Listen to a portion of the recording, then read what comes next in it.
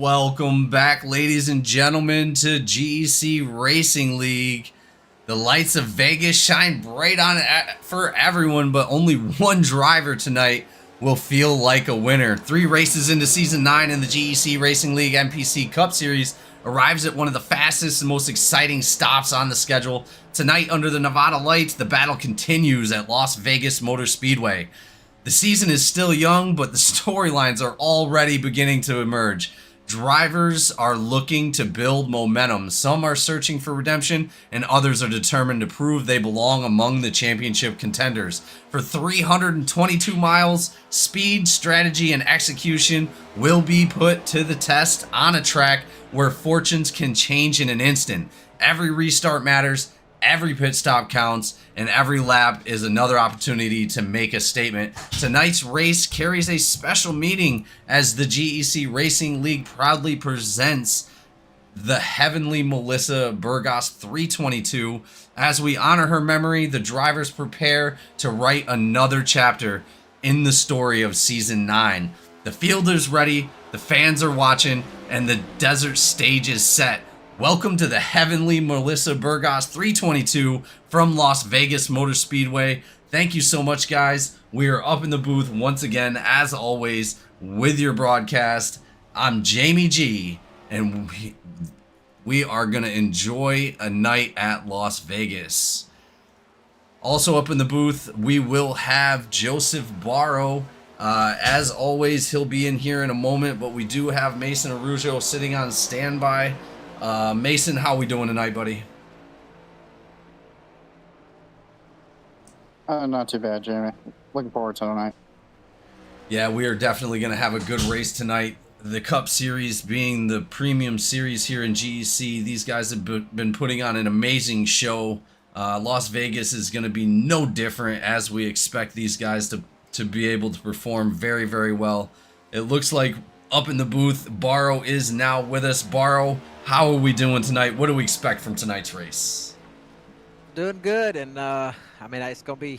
I think it's gonna be a little bit similar to Atlanta with the heat in the track and having some really aggressive guys. And I just hope that they don't try to push as much as they did last week. And I let them know in the drivers' meeting. You know, we talked about this with not pushing in Atlanta, and then within 5 laps we had a caution because somebody wanted to push on bumpers. But I hope they learn their lesson from Atlanta and they come out here and they race respectfully and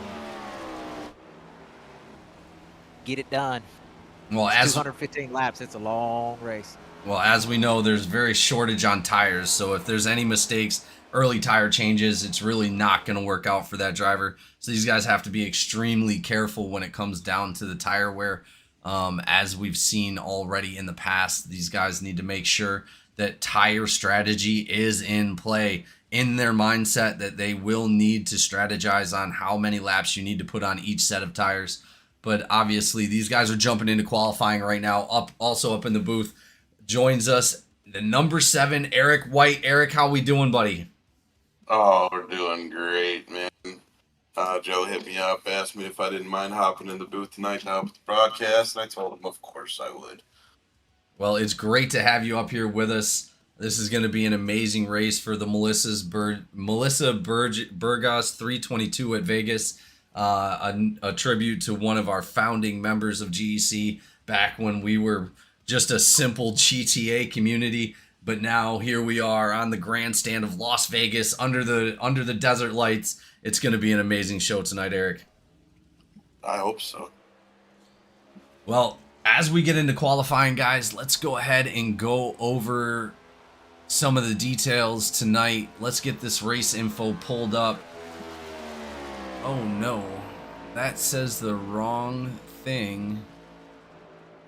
Why does it say that? That says Cash Motorsports up there. What? I don't know why it says that either. I can't find it.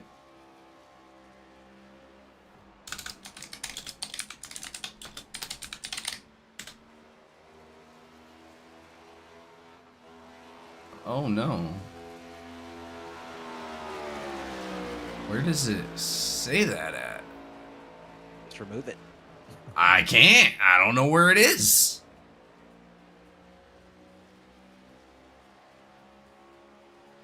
I don't see it anywhere. That's the problem.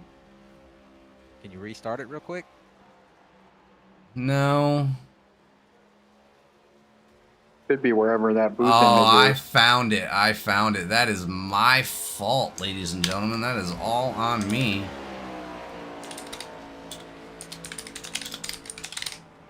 Man, I am just losing my stuff tonight. There we go. I got it now.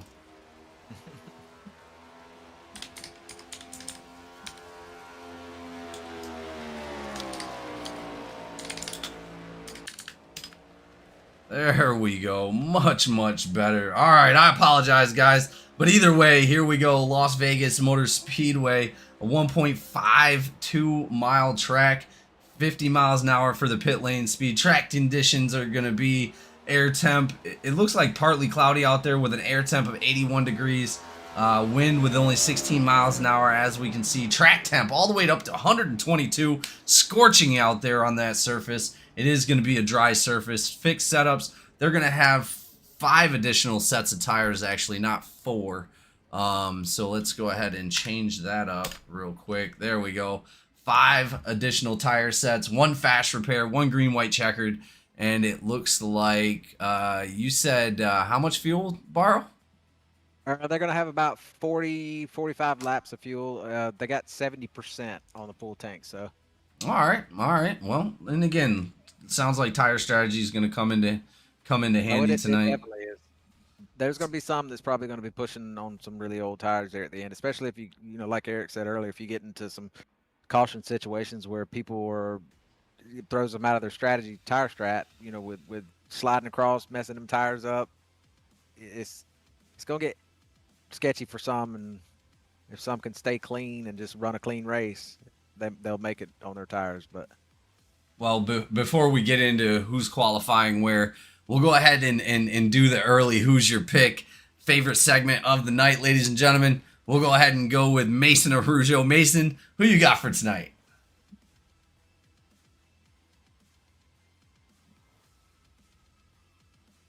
Nope. I see. He's messing with his computer, I'm sure. We'll go ahead and go with Eric. Eric, who you got for tonight, buddy? I'm glad to see him back running with us, so I'm going to have to say Hanneman. Hanneman, beautiful choice. Yeah. Hanneman, obviously 2-time GEC champion. Love to see him back out here this season. The number 85, just a record holder here at GEC and a longtime GEC legend. Glad to see him out on the track, and a hell of a pick. All right, Borrow, who's your pick? I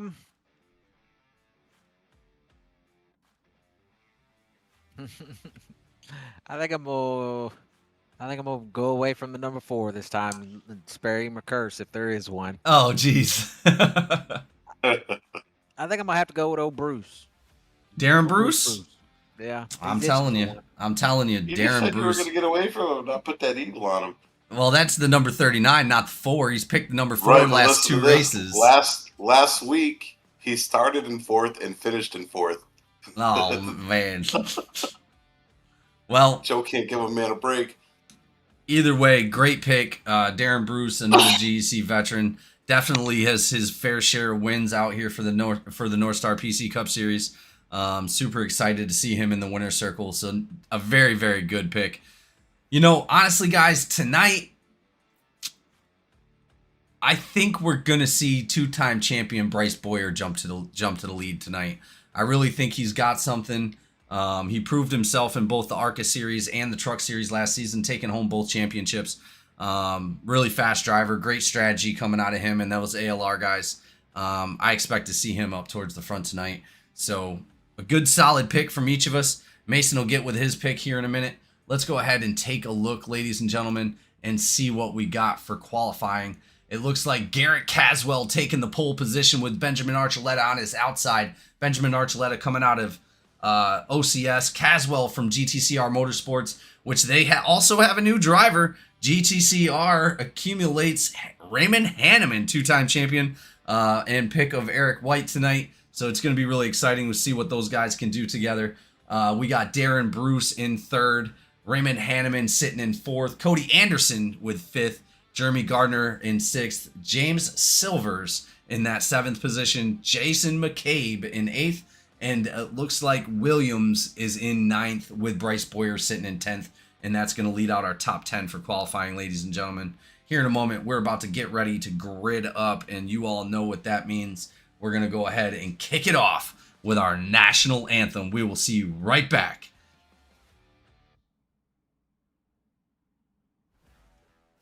Oh, say, can you see by the dawn's early light what so proudly we hailed at the twilight's last gleaming, whose broad stripes and bright stars through the perilous fight o'er the ramparts we watched were so gallantly streaming, and the rocket's red glare, the bombs bursting in air, gave proof through the night that our flag was still there. Oh, say, does that star-spangled banner yet wave o'er the land of the free and the home of the brave?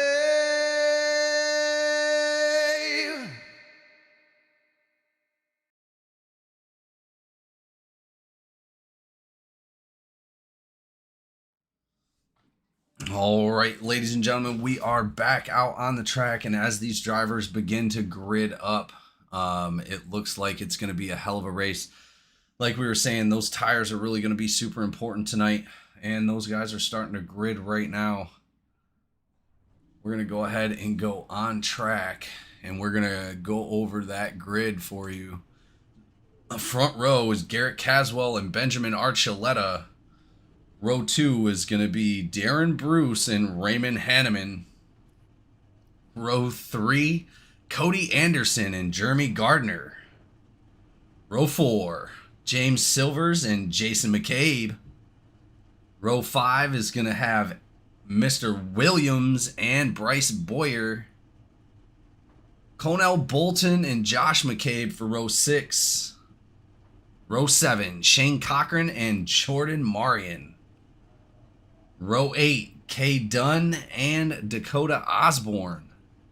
Row 9, Spencer Teal and Chris Campbell. Row 10 is going to have Justin Harris and Dustin Haynes. Row 11, Lee Kiernan and Randy Sprouse. Row 12 is going to have Tyler Evans and Cameron Craighead. And row 13 is going to be Eric White, because he's in the broadcast booth and accidentally joined the race as a racer instead of spectating. Good job. Apologize for that. I mean, I could get out there and dust a couple laps, I guess. No, absolutely not. We do not need that kind of chaos tonight. Oh, that's terrible.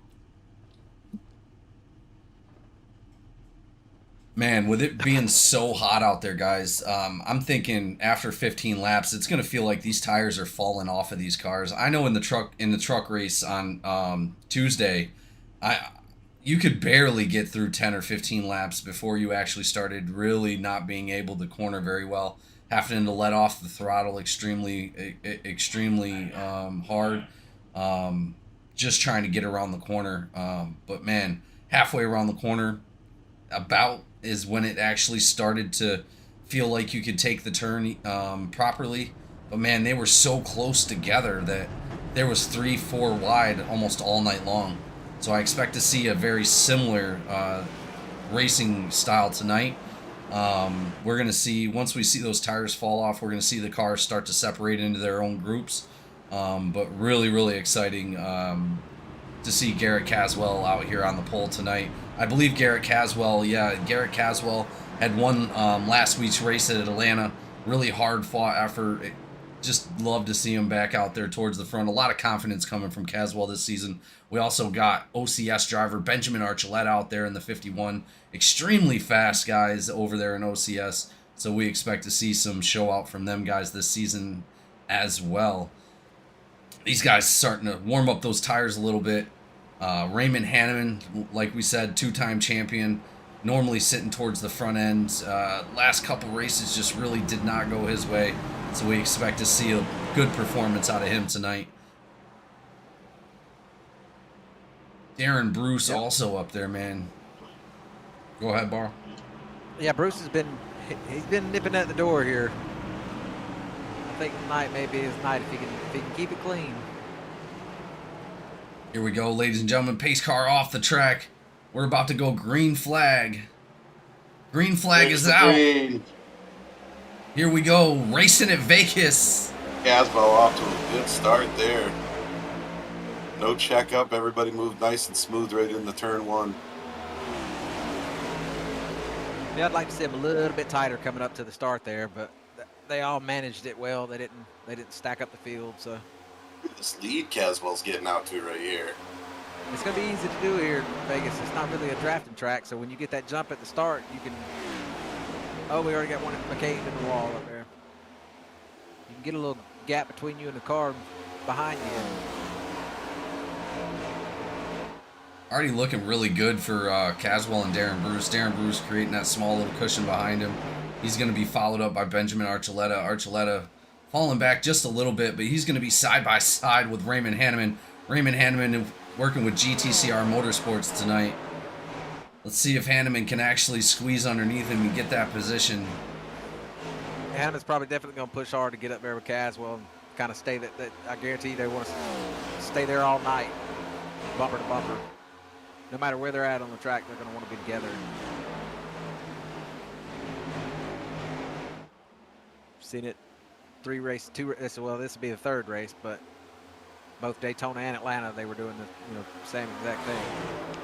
Yeah, Darren Bruce actually closing that gap really well on our GTCR Motorsports owner, Garrett Caswell. He needs to be careful, though. Yeah, I mean, like you seen with that dirty air last night or on Tuesday with the Truck Series, it could really knock you off your balance there. So hopefully he's able to get up behind him without any incident. But man, those guys are really starting to create a gap with Raymond Hanneman. Raymond Hanneman now right in front of Benjamin Archuleta as well. Hanneman starting to run down our leaders here. It's currently sitting 1 second back. Caswell's really doing a really good job right now. The lead, he's extending the lead 0.175 so far on Hanneman, just coming out of that straight stretch on the front end and then hitting turn one.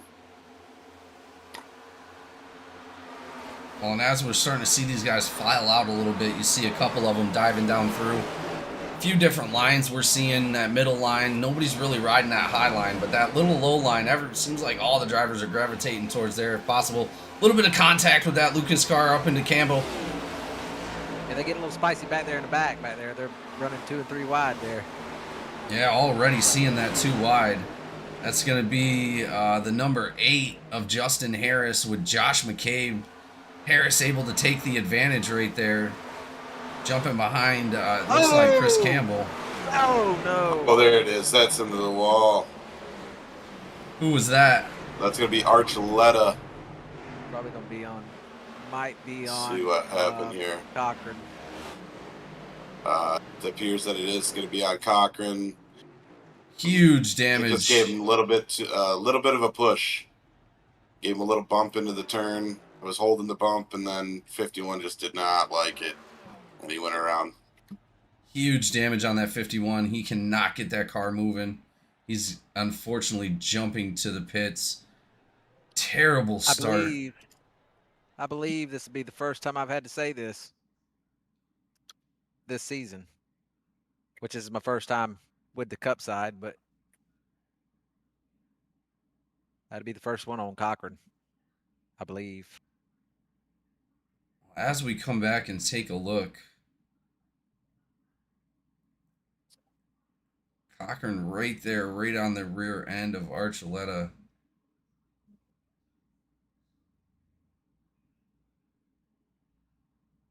Oh, Archuleta just locking it up, then going back across the nose of the number 86. Appears he had to tow out. Yeah, that is a terrible put him start. down a lot of laps right at the start of the race. I mean, it's a long race, so it's not hard to get back in it. But his toe, because he was at the entrance of the pits, his toe is actually going to be a lot shorter than we think. He's going to have to use that fast repair, but he still has a chance to get back in this. Just really unfortunate for Benjamin Archuleta coming out of OCS. Nice fast times tonight. Just a lot of contact with that wall. Unfortunately, coming back down the track, not being able to get the car moving again. He almost had it saved there. No, he definitely almost had it saved, 100%. It gripped up on him and slung him around the opposite direction there, but I thought he was fixing to drift it around the whole turn, and it, but it didn't work out.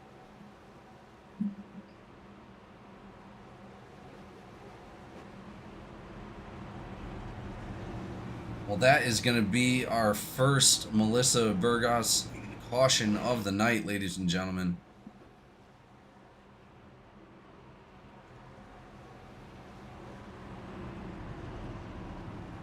That's still going to put Caswell maintaining that lead up front.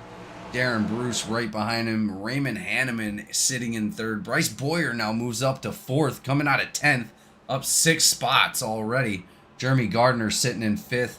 Cornell Bolton up 5 spots as well, sitting in 6th place. Cody Anderson down a couple spots in 7th. Jordan Marion up 6 spots in 8th. James Silvers down a couple in 9th. And Dustin Haynes up 11 spots, or up 10 spots in 10th place right now. The tire burn off on this track is huge, and I know it's still early in the laps, but I was focusing on Caswell as he was going into his turns, and you could just hear those rear tires in the front right just squealing going in and out of those turns. I'm kind of curious as to how the drop-off will be different between these Cup cars and the trucks. Well, I'm hoping Archuleta... And how many laps they'll be able to get through before they need to swap them out. It looks like Archuleta only going maybe 2 laps at most down. They're going to need to push he's coming out of the pits now. It shows him only 2 laps down. I mean, if there's another caution and he's not part of it, he'll be able to get that lucky dog and start knocking those down. They're going to need to make a full fuel run on their tires. They got 215 laps to go, and they're getting 40 to 45 for full tanks. Oh, wow. Yeah, wow. They need to push it. And here we go, back into it. Hanneman in third, right behind Caswell. Let's see if Hanneman can keep it tight with Caswell on this restart. As we've seen with the incident with Cochran and Archuleta in the last one, you really don't want to be pushing around the track. That's just going to upset these cars a lot due to the shape of the track. But here we go. That's just out. You don't have a lot of grip in those tires, too, so any kind of bump, wants to send it around.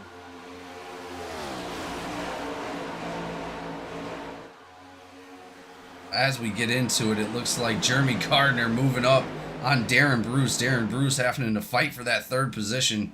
Gardner dropping back a little bit right there. Back into 4th place. He's going to be sitting right in front of Bryce Boyer. Bryce Boyer in that number 9 going to be side by side by Cornell Bolton. Cornell Bolton looking to take that spot away, but Bryce Boyer manages to maintain that top 5.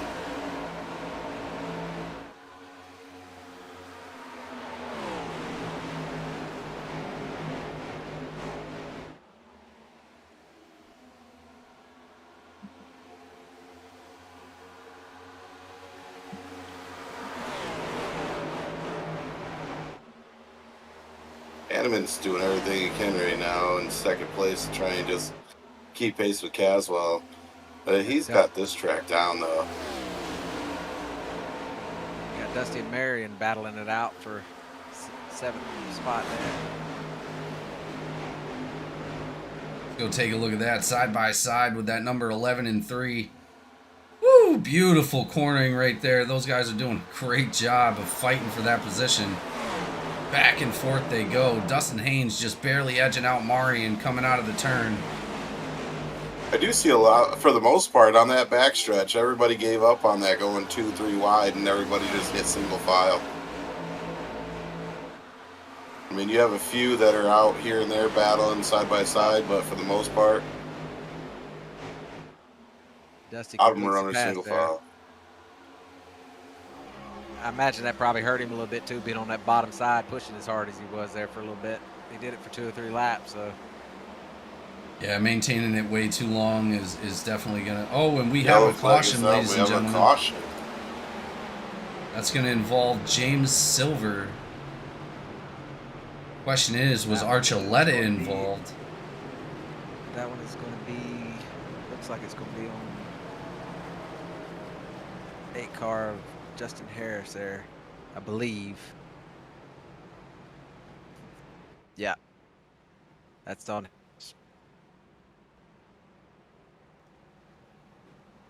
Let's go back and take a look, ladies and gentlemen, to see what happened on that last one.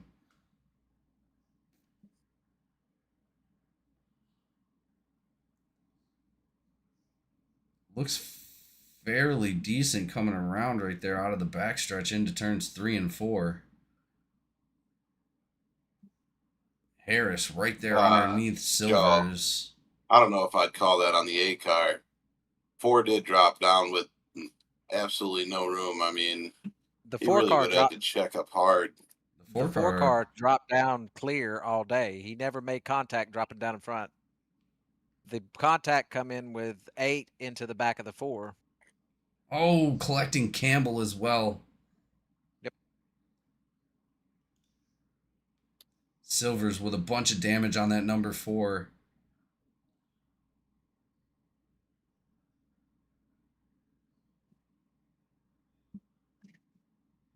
Campbell involved.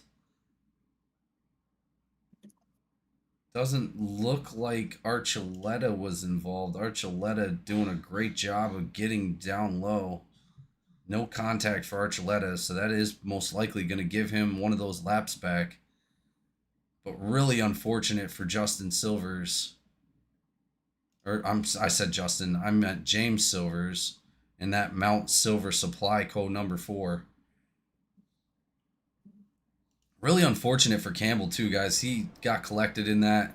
I'm almost positive that he did not expect that to happen, but up into the wall went Campbell, collecting a good amount of damage on that number 52. Not sure if it doesn't look like he actually used his fast repair. Still got some damage on that 52, but I think he's going to be able to maintain okay. We seen last Tuesday in the truck race being able to collect a little bit of damage on those vehicles and still being able to maintain.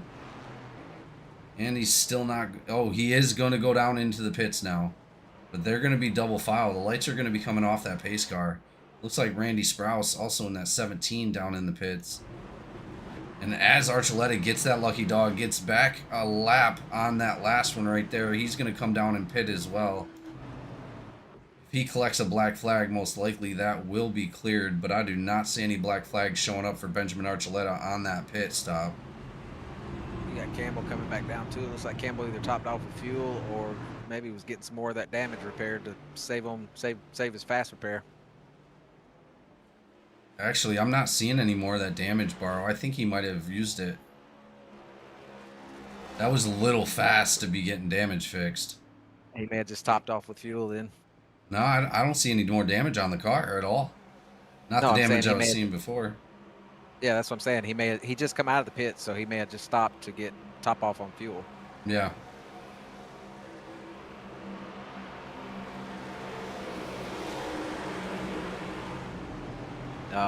That's what Cochran did earlier. He took full advantage of getting that EOL. He figured, hell, I'm already in the back. I might as well top off.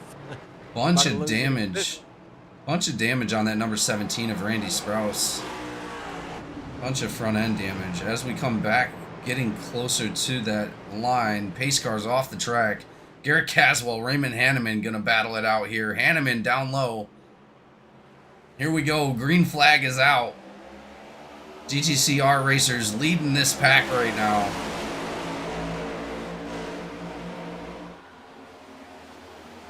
Their new recruit, Raymond Hanneman, right there behind Garrett Caswell.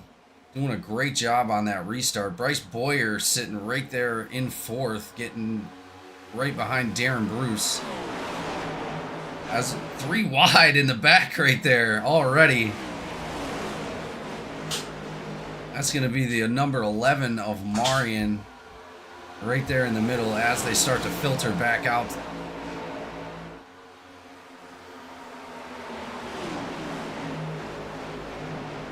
Bryce Boyer able to sit in that fourth position. He's going to have Jeremy Gardner sitting right behind him in that number 57.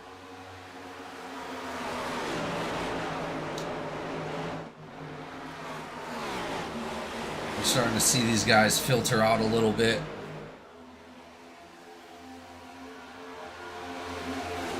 Well, in the longer they stay out, like I said, we're going to see a lot of separation, people dealing with that tire wear, trying to do the best that they can to maintain that car coming around the corners in this hot heat.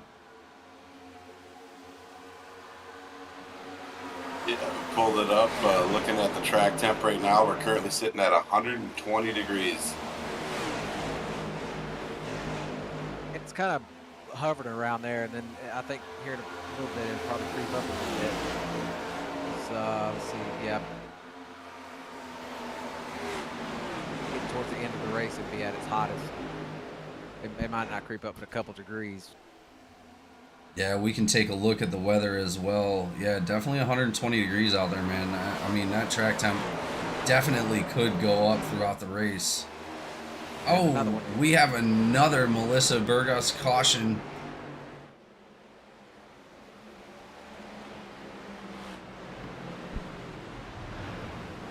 Involving Cameron Craighead this time.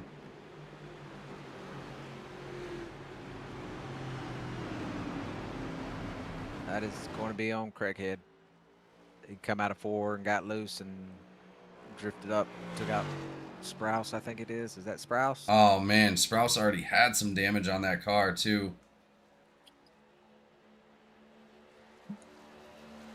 Let's go back, ladies and gentlemen, take a look, see what happened on that last crash.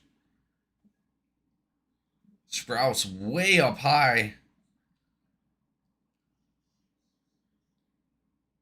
I'm wondering how Craighead got back there with him in the first place.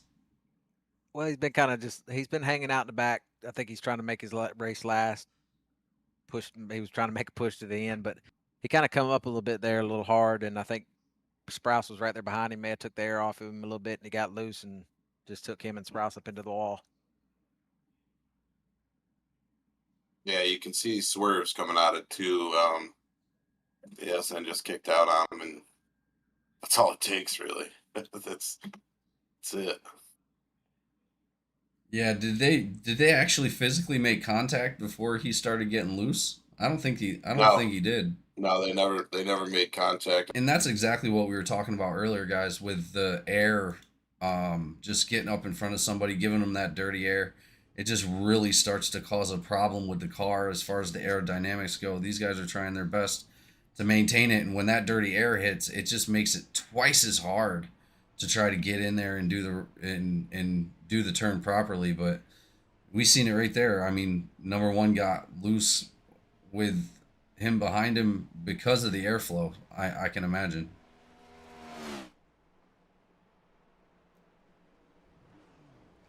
Number 1 of Cameron Craighead in that Hey Dude. Beautiful Toyota Camry. Unfortunately, catching a little bit of damage. He missed that pit stall. He had to back up a couple times to try to angle himself in there. He doesn't have a whole lot of time to get that damage repaired as we're starting to come back around to pit lane. He's going to have to get out of there and so he doesn't go a lap down.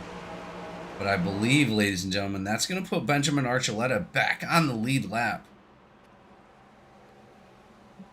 And we officially have a new race leader right now with Bruce being in first. Oh, Darren Bruce. Well, Garner's in third, Bolton in fourth. it looks like Garrett Caswell actually decided to take that pit stop right there. So the people that did not pit are all the way down to 8th. Bruce, Boyer, Gardner, Bolton, Haynes, Marion, Anderson, and Osborne deciding not to pit. Tyler Evans with 16 laps on those tires since the last pit. Teal, Silvers, it looks like everybody else behind them did decide to pit. Fuel only for those cars, though, that did pit. No tire change. So these guys are being very smart about the strategy on those tires. They're going to have to make them last as long as possible.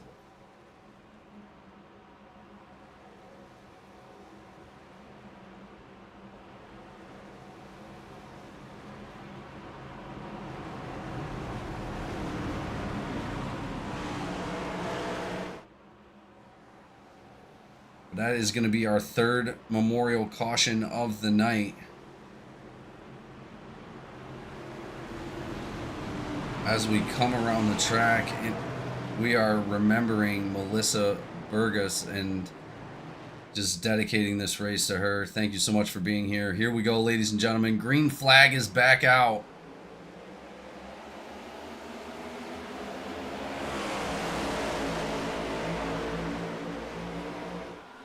Campbell down to the bottom. Darren Bruce taking a commanding lead right there with Bryce Boyer on his tail. Boyer up in second place. He's going to have Jeremy Gardner into third right there. They're going to be... Oh, Jeremy just can't get side by side with Boyer. Boyer just able to keep the second. Caswell's trying to push it 3 wide coming into that turn. Well, leading most of this race, he's going to want to try to get back up in front as soon as possible. But you got to be careful with that traffic, man. You run into that dirty air, and all it takes is just to get loose once, as we've seen with Cameron Craighead. Unfortunately, just catching some of that air and not able to keep that car straight.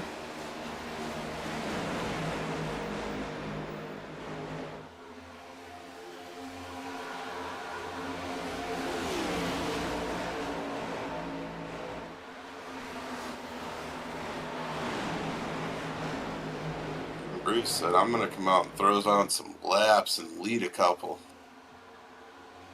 Yeah, Bruce did not come out to play tonight. He is all business. Looks like we got a couple cars falling to the back. Justin Harris out of the race for some reason. Not sure what's going on with that. He got involved in that accident and then kind of parked it and left. You got Dusty and 2 teammates there chopping at the top 3 there right now between Bolton and Dusty.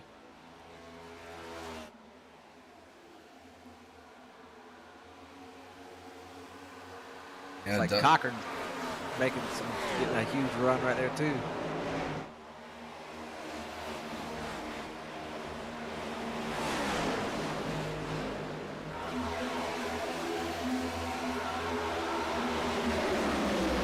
Cochran battling it out, seeing if he can make it up to that 79 side by side with the number 77 right there. 77 really of Tyler Evans. there. Wow, look at him just passing 2 cars just like that. That's going to put him right up behind Raymond Hanneman. Huge run for the number 86 of Shane Cochran. Yeah, we're going on 30 laps here, so I think everybody's getting to the point now where if they've saved the tires, they're going to get ready to burn them up because they're going to be close to getting ready to put it on a new set. So might as well gain as many positions as you can before you do that.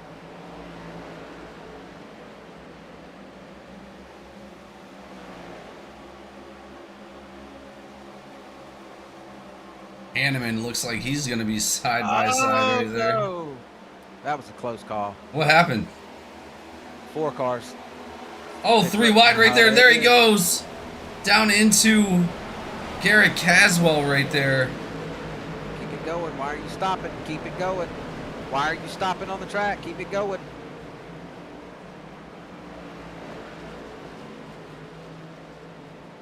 No caution comes out after that incident right there.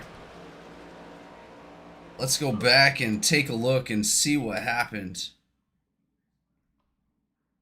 Almost 4 wide. Ford backs out of it. 87 down low. Bumps into the 87. 28 just not able to hang on to it. Or the 20.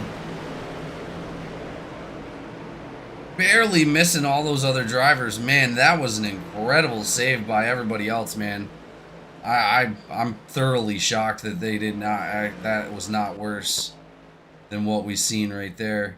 Anderson trying to catch back up. He's going to be sitting a little bit behind. Garrett Caswell now back out onto the track after that small incident. No caution comes out after that contact.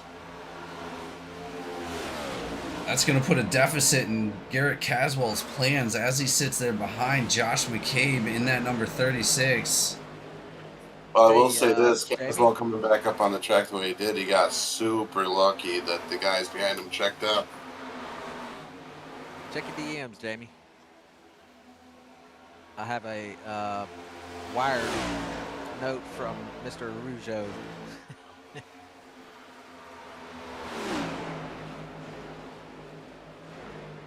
I'll probably have a little extra work to do on that one this week with that little incident that happened there. Yeah, I can bet. There'll be a little ticket in there for that.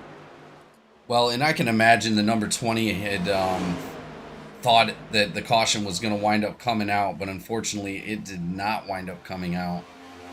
Yeah, no, I seen it. I seen him kind of slowing down, and I keyed up and just, you know, I said, why are you stopping on the track? Keep it going. I know iRacing misses sometimes with calling cautions, like some of them should have been cautions, but I mean, it remains fair to everyone if we keep it, that way. I know it sucks sometimes, but Well, I think Bruce is starting to lose a little bit of his edge. Tires must be starting to wear down. People are starting to gain on him.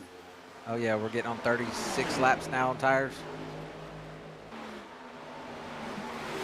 Well, with a couple cautions, they are probably going to be able to extend that to the end of the field run, I can imagine.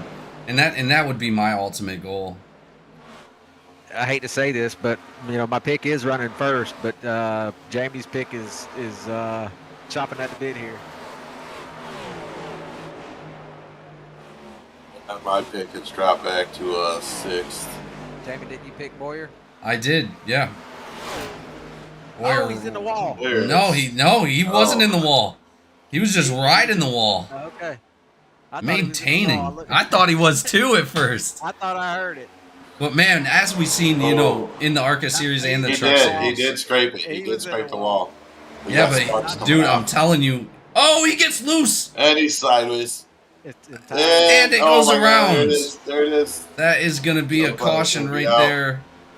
That's going to be on the number 9. That's about the same thing that happened to Caswell. There's, I mean, not Caswell, but Craighead. He can come out of the entrance there and just get loose. Man.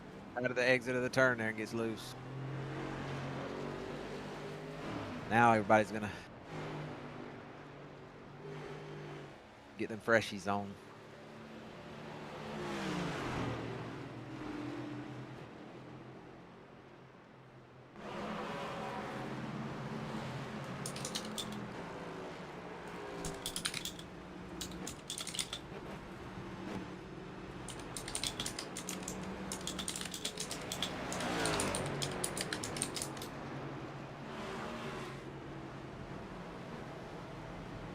Kind of makes you wonder how many people are going to go in and get tires and how many people are going to stay out to try and get, just that little extra bit of first place laps.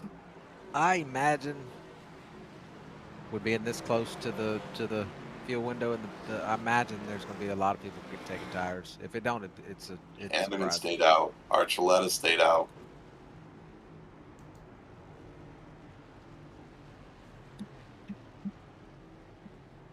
So Hanneman, Archuleta, McCabe, Kiernan all stayed out on the track. 1, 2, 3, 4, and 5. Yep. Yeah, majority came in and took 4.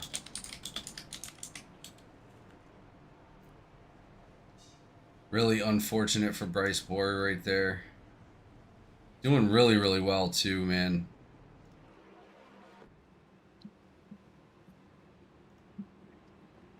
Yeah, he elected not use his fast repair, which he shouldn't have too much damage, but he's sitting in the pits right now getting that repaired. He knows you go into the back, so might as well get it all repaired. He's coming out now.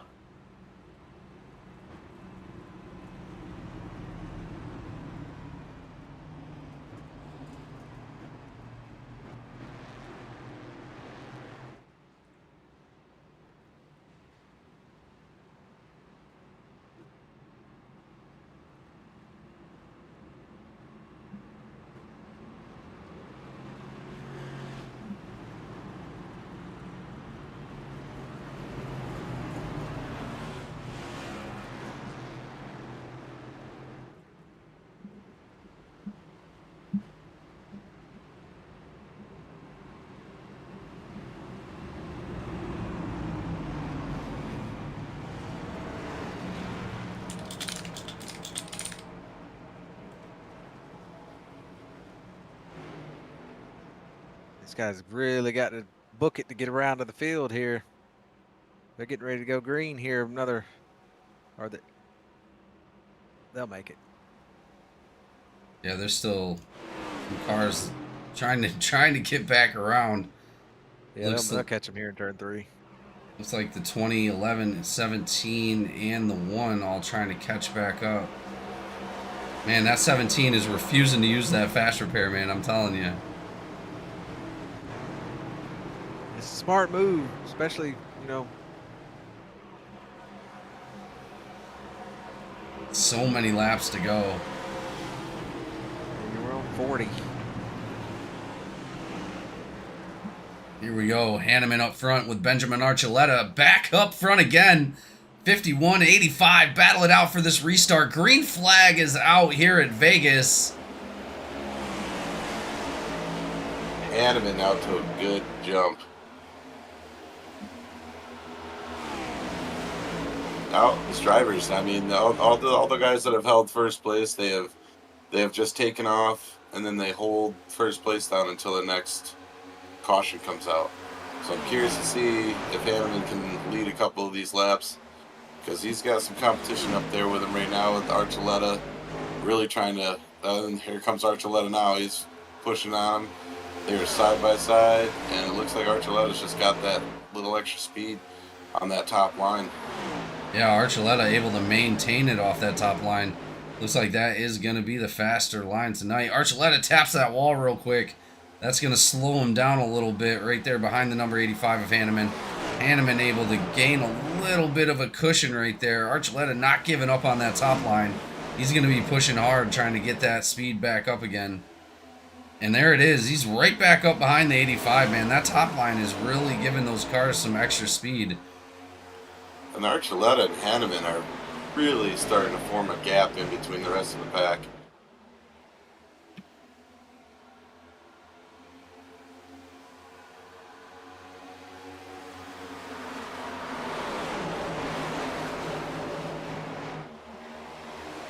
Number 3 of I know Dusty this isn't a Haynes. very good. I know this ain't a very good drafting kind of track, but I will say on that back stretch, you can still pick up quite a bit of speed before you go into turn 3 and 4.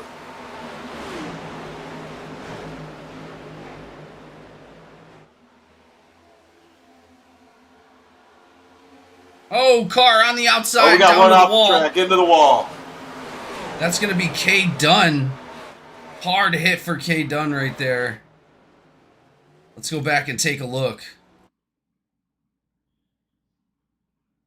Did he actually make contact with the wall is the question. Oh, straight down to the inside wall. Locks it up, does a really great job right there. Oh, he's got that outcrop on the wall. Oh, just barely touches the outcrop on the wall. Makes contact with the front right side of that car. Spins it all the way around. That's going to put him towards the back a little bit. No caution comes out. Oh, Did he wind up jumping to the pits? No, I don't think he did. So he got no, back he's still out out there. on the track. He's half a track behind the leader. Not a whole lot of damage on that number 31 coming out of K. Dunn. No, he does still seem to be running pretty quick.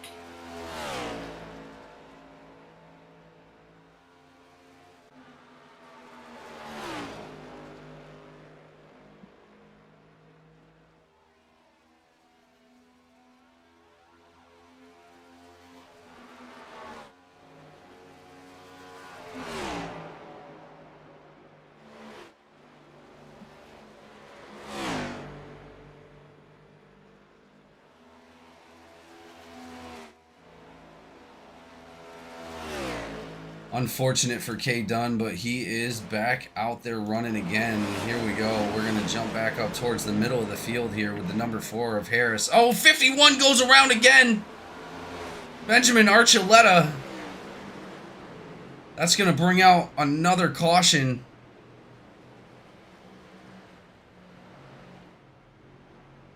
That is going to be our 5th memorial caution of the night, ladies and gentlemen. Let's go back and take a look real quick. Some damage on the front right side of that number 51.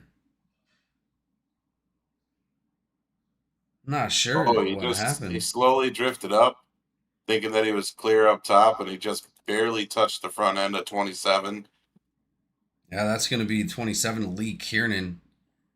They're going to have the number 9 of Bryce Boyer right behind him, too. Check up he did a from good job at Kiernan. locking him up, though. Oh, that's going to look like... That looks like netcode. It doesn't even look like he touched him at all.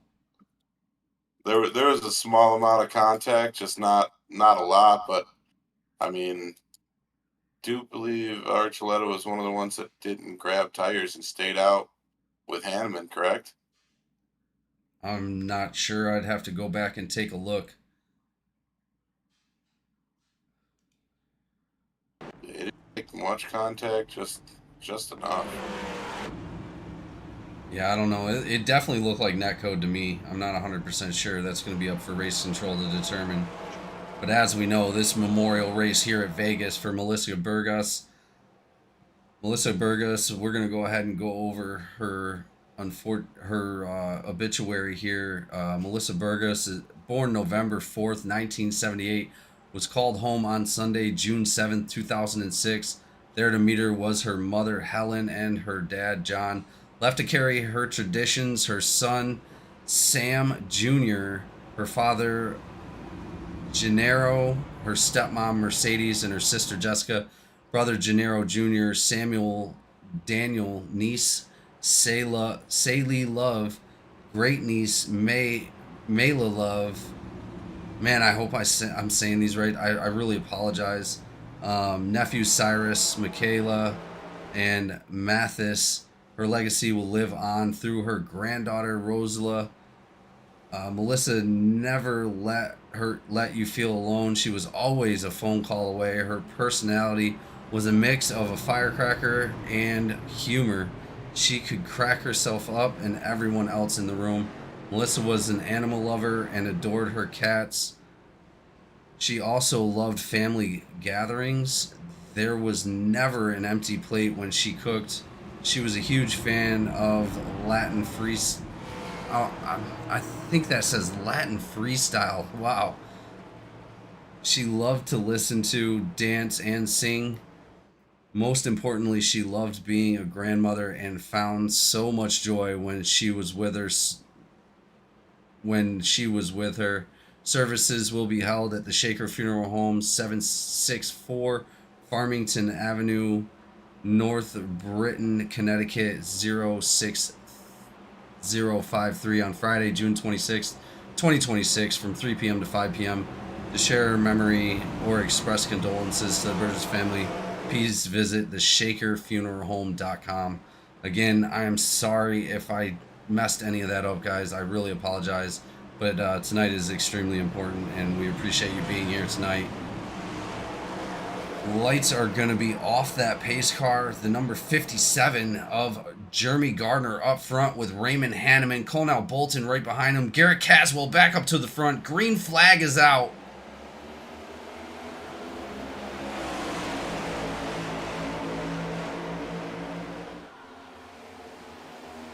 Beautiful jump right there by the number 57 of Jeremy Gardner. He's been up front all night. Colonel Bolton side by side with Raymond Hanneman.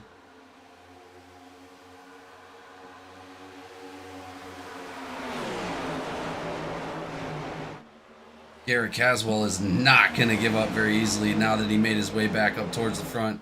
He's looking to get back in the lead of this race. But careful, Bryce Boyer is still going to be right there in 5th place even after that incident. It does look like most of the damage is buddy fixed. Kiernan is right behind him in 6th. Oh, we got him going around. Contact. Possibly. Oh my goodness, they saved it. Holy jeez. That was an incredible save. Has dropped back probably about 8 positions, but they did save it. It does look like Boyer just went up and touched the wall coming out of that turn. Absolutely incredible save by Raymond Hanneman is Hanneman. now chasing down Gardner, and he is moving on Gardner quickly. Caswell said that's about enough of that hanging out in the back stuff. It's time for me to get P1 back. And there goes the move to the inside. He takes the low side. I mean, we've seen a lot of speed coming off that. Just that one lane up from the bottom has really been a little bit faster than all the other spots tonight. But Caswell is pushing into first, and he's kind of just holding it. Yeah, Hanneman just looks got like loose he's on gonna that keep- exit of that turn there, running that bottom. It cost them big. Hanneman dropped back from 2nd all the way back to P9. You know, I will give Caswell that he's fast, but stuff like that right there just. I mean, we're 54 laps in. Why are you throwing blocks on 54 at lap 54? I got that chopping block coming up, and I'd hate to put people on it, but man, come on, don't make me do it. I'm waiting for Dusty Haynes to mic up. Oh, wait a second. Did I just hear him? Did I just heard him. Oh, you just heard him? Oh, no. Oh, no. I'm going to need you to keep a mic clear, Dusty Haynes.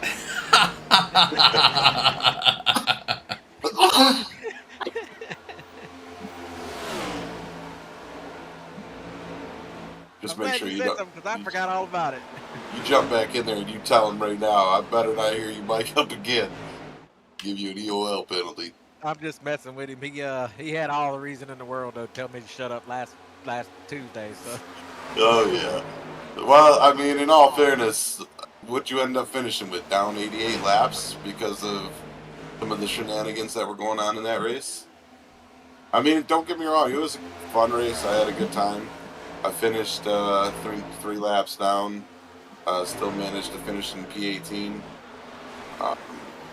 And I mean, for the most part, we did have some good stretches of green flag racing, and I mean, it was enjoyable.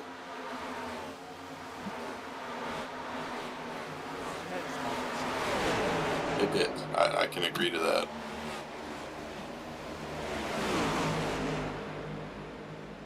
I know you weren't part of a lot of them, but it did have a lot of good moments.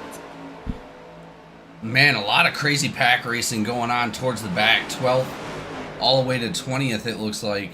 Side by side with a bunch of cars. The stretch that Caswell has just put on the rest of the field is just... I mean, he's... got the top 3 up there. Running with each other. Boyer, Gardner, and Caswell. And he's back up there.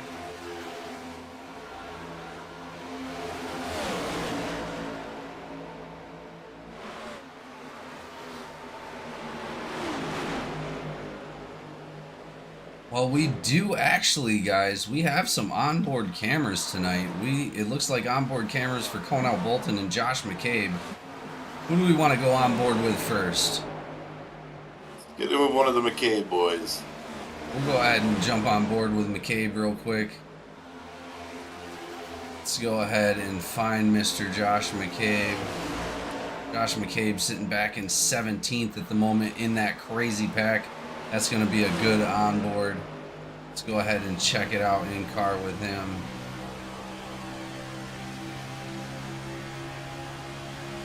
A lot of focus coming in the middle of that pack racing back there. I mean, he is just so close to that wall. It does make you nervous.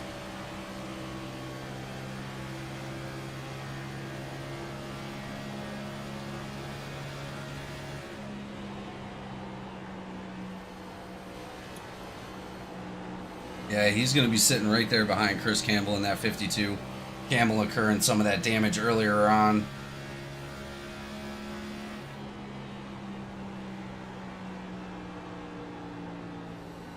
Man, he is... If you look at his steering wheel in that in-car cam, he is just barely making adjustments to try to get around. That's the best way to try to save tires. Doing a great job in the end of the season last season. Keep your momentum going into the turn and coming out of the turn. The less steering input you put in, the less wear and tear on the tire, and the more speed you carry through. No, absolutely. I was trying my best to do the same thing in the truck race on Tuesday, man. It's just, the track was just so freaking hot. It was. And we've looked at the track temp here. Let's bring it back up here. I'm going to take another look. It's done cooled off a little bit. So, yeah, track temp has dropped to 113 right now. Yep. And for the Truck Series race, we were pushing 126 plus.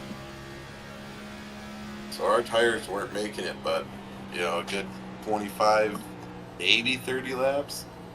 And then it was you needed to get new tires at that point. I mean, the fastest you could do coming in and out of the turns was 150. And if you were going any faster or any harder, you were really... It looks like Caswell just had a little fishtail. He's losing some of his momentum coming out of that turn. Burned him up. Boyer gives him a little bump going into the turn. He is pushing that bottom line hard, and that's the worst place to be. You know, I think, like I said, well, like we've all said, this entire race, just one more lane up off that bottom is where a lot of the drivers have found the most speed tonight. Being down on that white line, you're really going to burn them tires up. Well, As he's done, getting passed on the outside right now. Gardner took him on the outside. as we Gardner's look, going to try and drop down in front of him to give him that little block.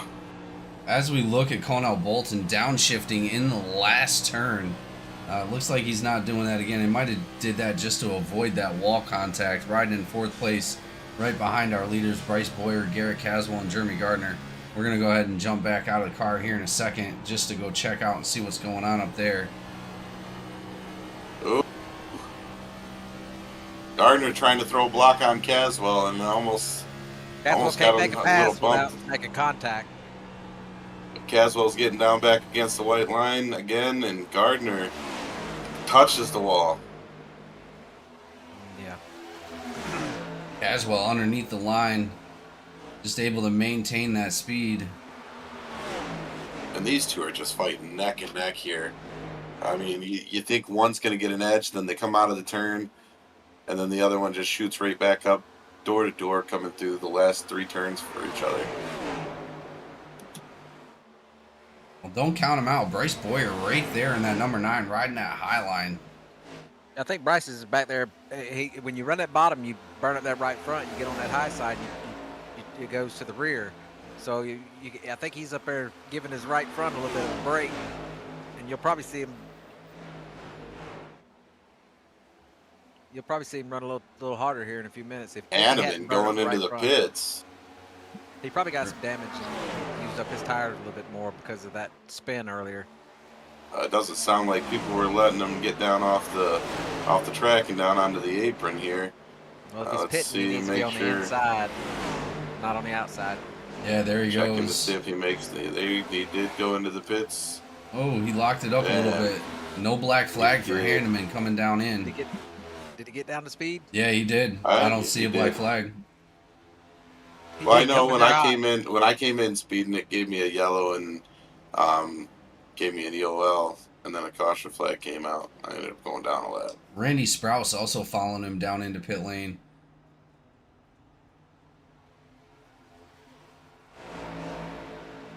Here comes Sprouse. the rest of the pack. Did Sprouse miss his pit lane? Or did he come in first? That I don't know. Because he came out pretty Take a quick. look right now. I think he may have missed his pit because no, he did stop.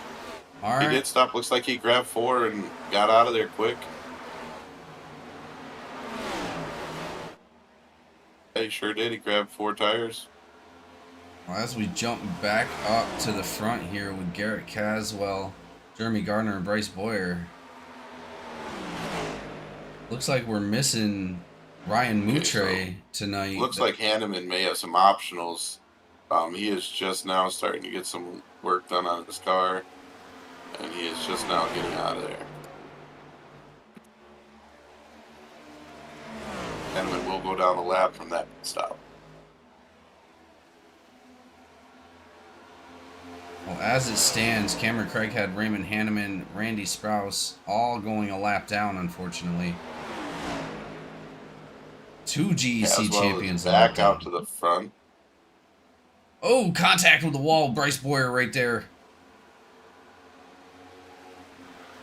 He's not going to want to do that too many times. No, I mean you get that contact too many times, you start damaging that tire. Everybody be looking. If it stays green, everybody be looking for their green flag pit stops here in next probably 10 laps or so. There's Kieran notifying everybody he is dropping down into the pits. Get fuel. Bryce is in that wall. Boyer into the wall. That's Boyer, ain't it? Bryce Boyer. Yeah, Boyer. Yep. Touching the wall yet again. Oh, he's up in the wall again.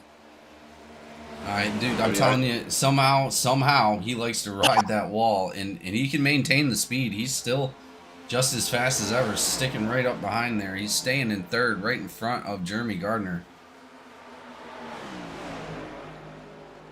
We've seen it all last season in the ARCA and the Truck Series. Bryce Boyer able to just get right up against that wall and still be as fast as ever. He was skating the wall last season. Now he's kind of hitting that wall. He's staying off of it now, but too much of that, too many laps in a row, and that's when you start getting race control looking at it. You know what I mean? Yeah, you definitely don't want to be using the wall to your advantage. I mean, that will get called out pretty quickly. But man, a couple of Jordan Murray and wait, hold on, who is that? Darren Bruce with a meatball flag. What? Yeah, Darren Bruce has a meatball. Jason McCabe just got a black flag. Yep, Jason McCabe in the 35 with a black flag coming into pit lane.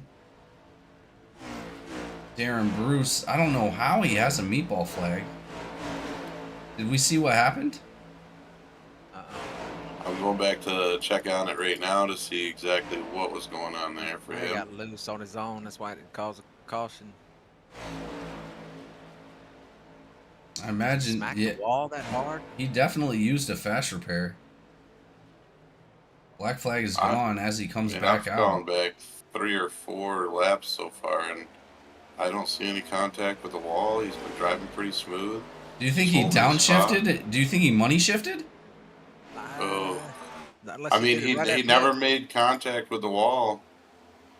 I mean, I've gone back 10 laps for him, and I just don't see any wall contact, nothing. So the only thing I can think of is maybe there was a small little accidental shift down.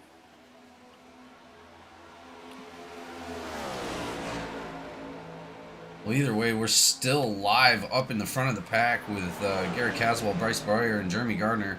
Jeremy Gardner falling back a little bit, getting right behind the number 39, which is a lap down.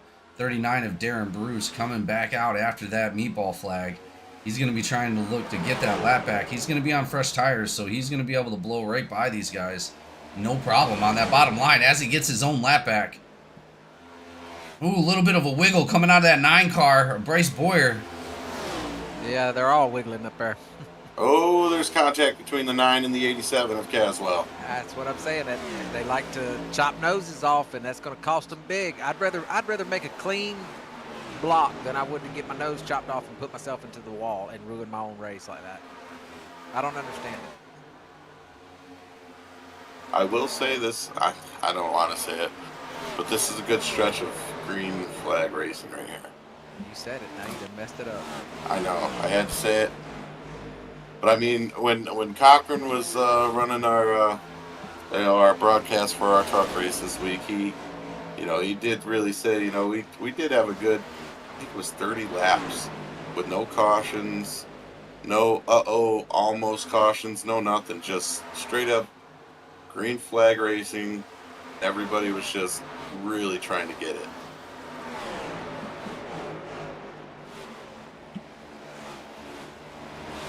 There's Cochran right there. Speaking of the devil.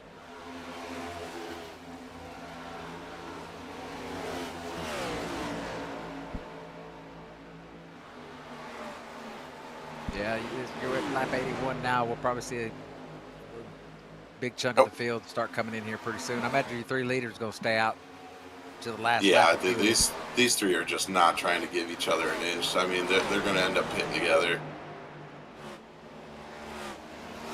Number 9 is really pushing on Caswell right now. Caswell's just trying to keep the block running.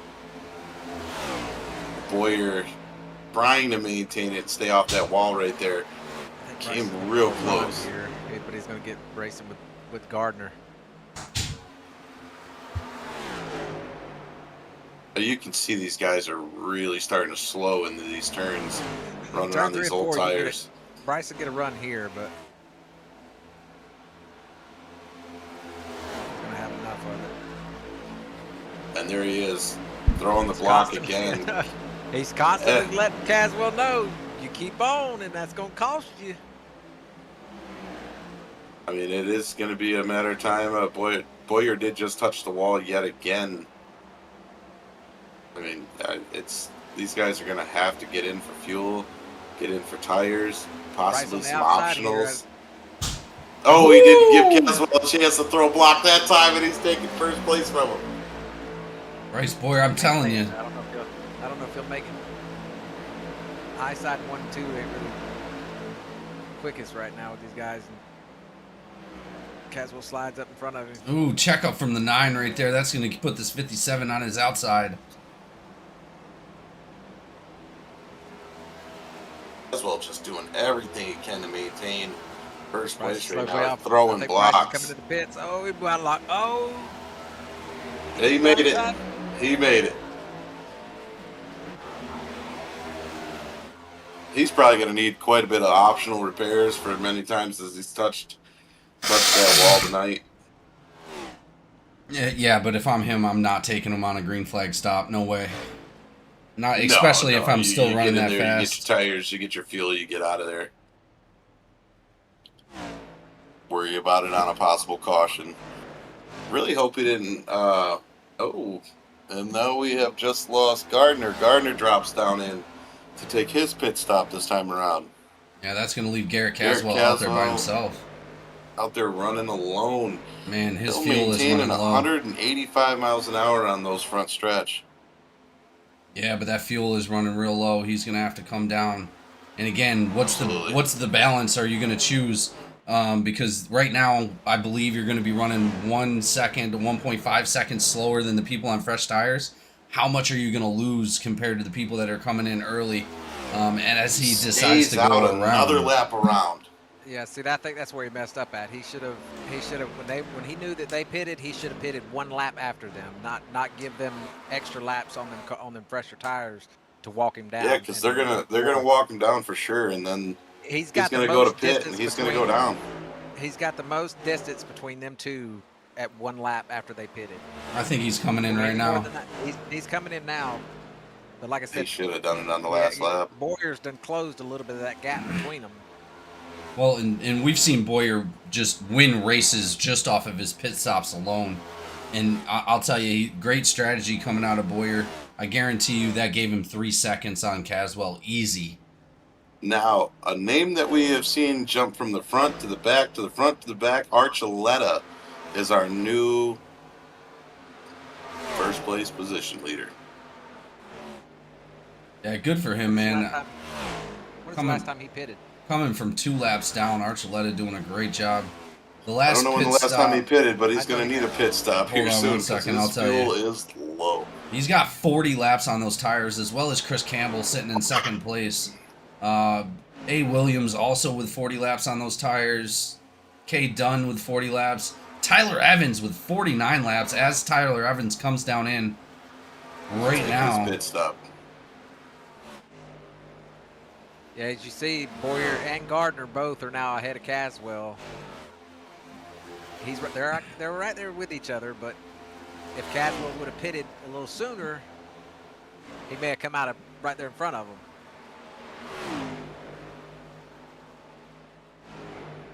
Well, it looks like right now everybody being a lap down. The only 4 people that haven't pitted yet: Archuleta, Campbell, Williams, and Dunn.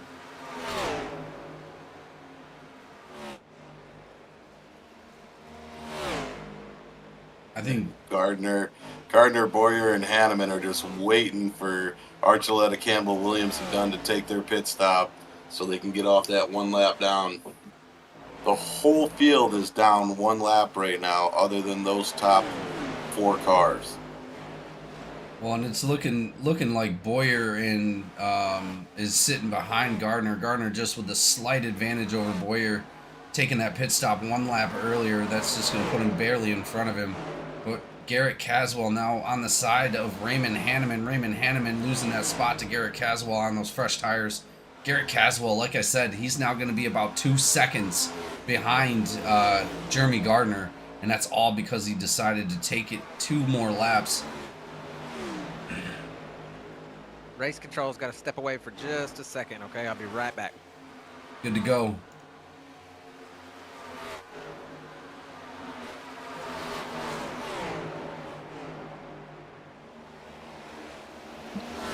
Caswell is just trying his best to run up the field right now. He's already moved up to 7th place. He is right behind Boyer.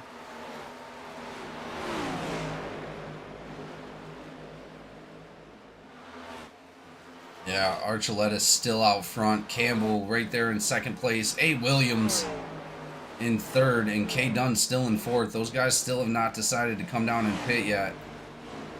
Archuleta's fuel, because there's no way he has got to be just running on fumes at this point. Yeah, the fuel gauge is showing really low right at the moment. Oh, and he skips the pit again. He is going to have to take a pit stop this turnaround. I mean, if not, he's going to be pushing that back to the pit stall.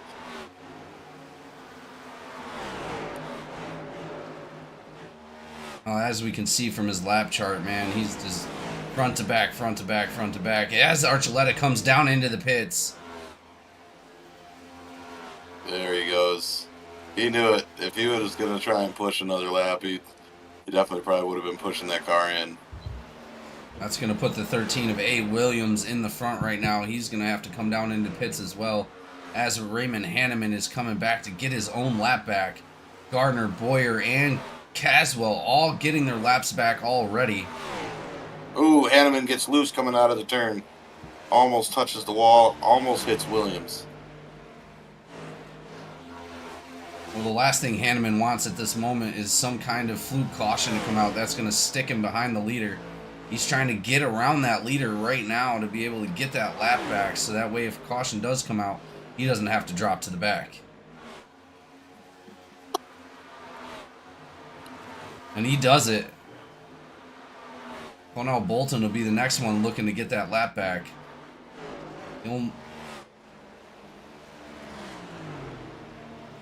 Oh, Gardner comes down. Williams comes down into the pit. I think that's going to be the last car that needs to do a green flag pit stop. And this is just an awesome race, man. Look at all these green flag laps these guys have put down tonight. I mean, yeah, in the beginning it was a bunch of small little mistakes, but they've really cleaned it up. Doing an amazing job. Incredible by these Cup drivers out here tonight. Jeremy Gardner out there back in the front. Jeremy Gardner, Garrett Caswell, Bryce Boyer, 1, 2, and 3. And Hanneman is closing in on him. Yeah. You have your 1, 2, 3, and 4. Gardner, Caswell, Boyer, Hanneman, and Bolton trying to get up there. Just now hitting the top 5 for, I do believe, the first time tonight.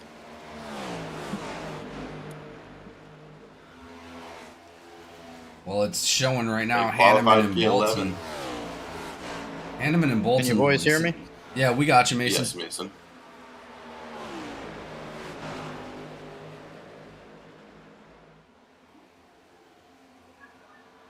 Absolutely incredible driving right now by those top 3 drivers. They're all within a second of each other. Like we said, Garrett Caswell was at a disadvantage, but he is now past Bryce Boyer. Bryce Boyer is sitting right there behind him in 3rd place. Garrett Caswell catching Jeremy Gardner. Let's go ahead and look at the battle. He has really got to knock off some time coming in and out of these turns.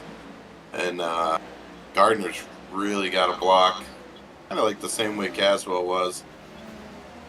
I mean, Caswell is catching on him pretty quick. So in order for him to stay out there and maintain that front spot, he's really going to have to start throwing blocks because Caswell's fast. He's been fast all night. Yeah. Green flag pit stops have really separated the field. We're using almost every inch of this track right now. I see We that. really are. Just Yeah. a small part on the back stretch that we're not using. Yeah, I see it. I can bring up the track map here in a second. I mean, just look at the spacing. You know, from our leader back to the top 5 spot, it is 0.8, 1.4, 6.7, and 7.2. That is 1, 2, 3, 4, and 5. That was Gardner, Caswell, Boyer, Hanneman, and Bolton. These guys have just got a lead. I mean, we even have Silvers up there who is just behind Bolton by less than half a second. Really going to be able to see the tire strats and the fuel strategy come into play here if they manage to make it 114 laps. Green flag running there. And that's the thing is, Caswell did. I mean, we were talking about it, and we said maybe he made the wrong mistake by staying out another lap, but he's already pushed all the way back up to 2nd.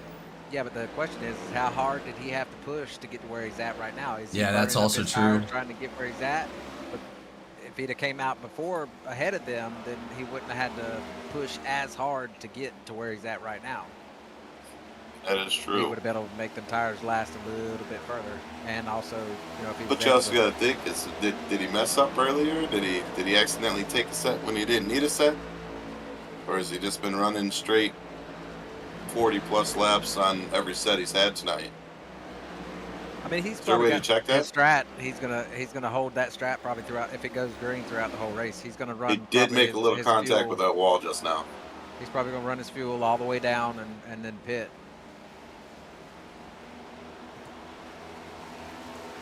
It's going to be the deciding factor too, is who's got the best set of tires at the end and who got fuel last and doesn't need to go back in at all. Caswell on the bottom trying to make a pass on who's back there with him? Is that a Craighead. lap car? That's Craighead? That's Caswell and Craighead. Oof, it'd be really bad for him to try and throw a block tonight on a lap car and hit that wall. You know, we've seen a lot of these blocks that he's throwing tonight. Some of them are a little too close for my comfort, that's for sure. And Jamie knows how I like throwing blocks, Yeah. especially at Atlanta. Oh, Boyer into the wall. Oh no, there goes Craighead. Looks like he collected Craighead as well. That's going to bring out a caution, right? Yes, that does bring out Yes, our please. 6th caution of the night. Yeah, 6th caution of the night. Go ahead and take a look. After 105 laps. I mean, it's not terrible at all. Go back here and What see do you think happened. about that? It almost kind of looks like Craighead drifts up It's into the on. 9. It's on Craighead because I mean the 9's up against the wall. 9 did make contact with the wall, but he didn't come off the wall and collect Craighead. Craighead Yeah. just come up and 9 had nowhere to go. He couldn't go any further. You know, he Couldn't was go any designed. higher. He was already on the wall. I'm already pulled over. I can't pull over no further. Oh, jeez. Unfortunately, that is going to be Craighead's second one of the night. Yes, it is. Lap 21 and lap 103 are 2 caution laps for Craighead. And that's a drive-through, right? Under green? Yes. Well, that's going to bring a lot of our drivers down It does into appear pit that lane. Craighead and Boyer come in and probably get some optionals, maybe a little extra fuel while they're down in there.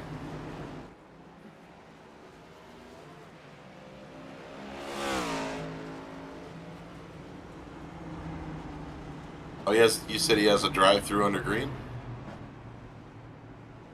Yes, your second cause caution will be a drive-through, and that is always served under green. Gotcha. Unfortunate I would like for to see. Craighead, I would like as to he's see already these a rules lap come back to down. the truck league. Yeah, he's not having too good of a night, but there's no doubt that as fast as Craighead is with the schedule we got coming up, that he can redeem himself and Oh, he can most certainly recover himself, yeah. oh, absolutely. Gardner, Caswell, Boyer, Archuleta, Bolton, Hanneman. Archuleta back up to the front again. Yeah, he's Did been anybody going pick back him and for the forth. winner tonight. No. I mean, you blink and the guy's back up front again. He's in third place, already back up into the top 5, and I didn't even see where he came from. Jordan Marion may not be lucky dog, but he is going to get that lap back being a lap car.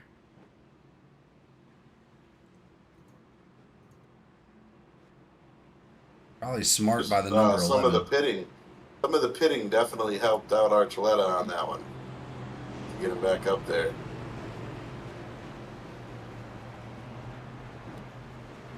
Remember, did that just play in first place? Yeah, he's in first. Archuleta is now our current leader again. Oh, Darren Bruce. Looks like he just went down to the bottom of the track. Archuleta's keying up and saying he's on older tires, asking the field, please don't run me over. Randy Sprouse also with a black flag.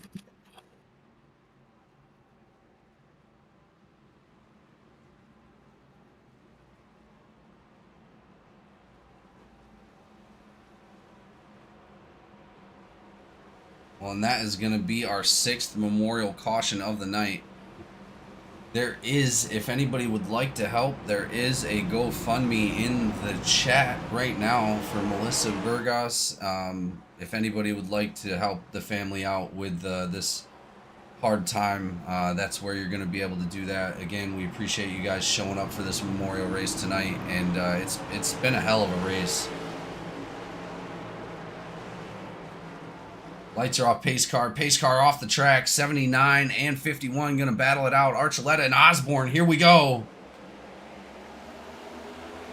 Archuleta gets a big jump here, but he's on those older tires, so field's just got to be careful and go around him. Well, let's go ahead and check those pit stops one more time. Archuleta with 14 laps on those tires. Caswell just came in, but again, Caswell fuel only, Bolton fuel only, Boyer fuel only. 4 tires for Raymond Hanneman. Raymond Hanneman's going to have those freshies. So we're possibly going to see him start running up towards the front here in a minute.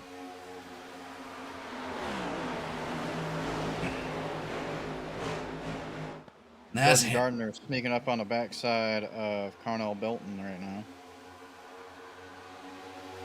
Hanneman jumping from 5th to 3rd immediately. He's going to be catching those leaders pretty quickly. Oh, he didn't save it. He's going Going around. That's a caution. Who was that, Bolton? Oh, That's is 79. number 20 also getting involved in that, spinning around. Dakota Osborne. Osborne just got loose. Anderson, the number 20, getting collected in that one. Let's go ahead and take a look and see what happens.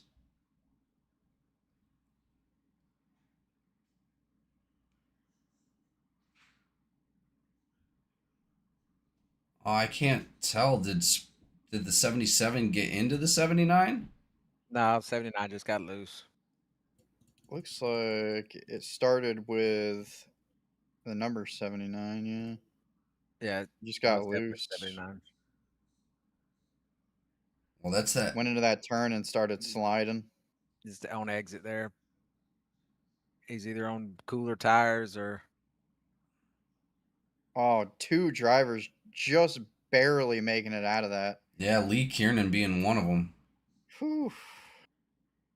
Absolutely I would probably incredible. be needing to change my underwear after that.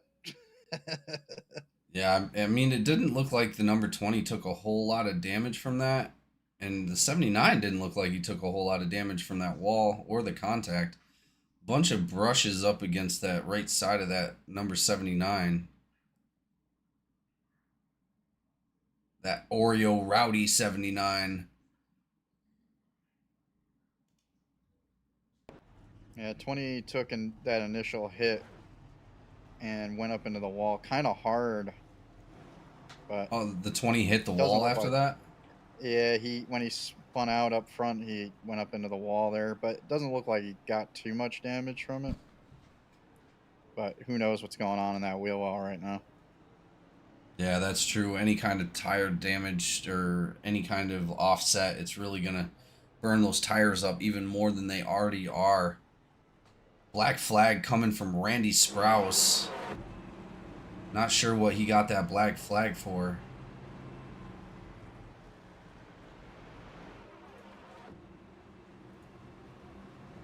Yeah, you see Hanneman back there. Well, I'm not sure about that black flag either. He has not asked for it cleared yet, so I don't know if he got speeding in pits or what. Who was it? Sprouse? Sprouse. I know he was saying something about, I think he was trying to pit maybe. Hope he didn't get a black flag for pitting in a closed pit. Jason McCabe getting the lucky dog. He's going to go ahead and get back out on the lead lap. It's going to still put the 51 and the 87 right there in first and second. 51 down low, 87 up top. Raymond Hanneman still on fresher tires than everybody else right now. It wouldn't be how he came into the pit, I don't think, because it looks like he was there before the commitment cone. So. Or was it the caution come out before he crossed the line, then the pits close, and I believe you have the option just to drive on through, but then if you stop and get service, then you're actually pitting in a closed pit.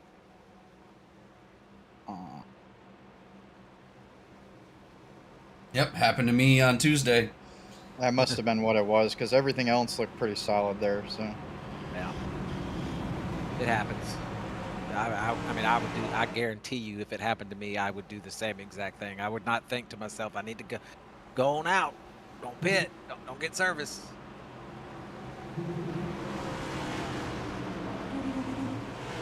sorry. The only cars registered a lap down, Craighead, Boyer, Cade Dunn, and Justin Harris. Here we go, ladies and gentlemen. Green flag is dropped back here at Las Vegas.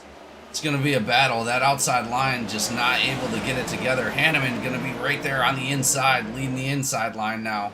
Good jump by Benjamin Archuleta in that 51 for OCS. Hanneman still on those fresher tires. Should be an easy move for Raymond Hanneman here coming around turns 3 and 4. Let's see if he can get up to the number 51 of Archuleta. Archuleta carrying a lot of speed for older tires. I'm telling you, he's doing good out there on those older tires. Dropping down low underneath the line, seeing if he can maintain a little bit of that speed. Dusty and Bolton currently battling it out for 5th here. Yeah, they started And bumper to bumper, but then Bolt decided to drop to the bottom. Potential 3 wide situation coming up here with the 88, 39, and 4. Didn't quite pull it off.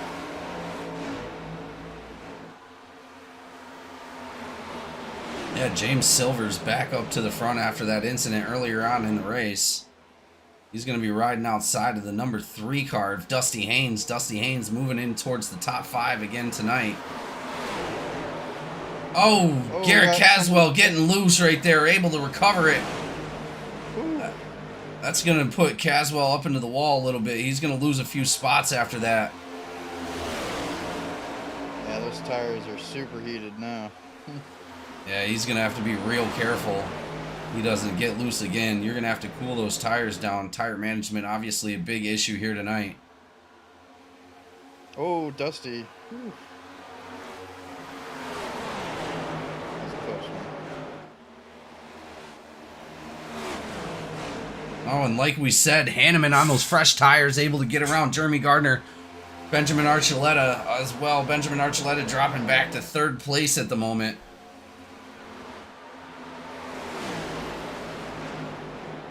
Older tires just not doing justice.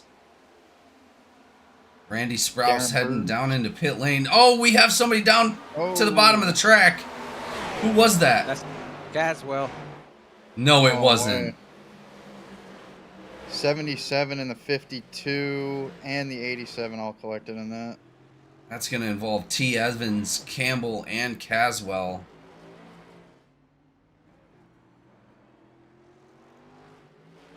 Let's go back and take a look and see what happened.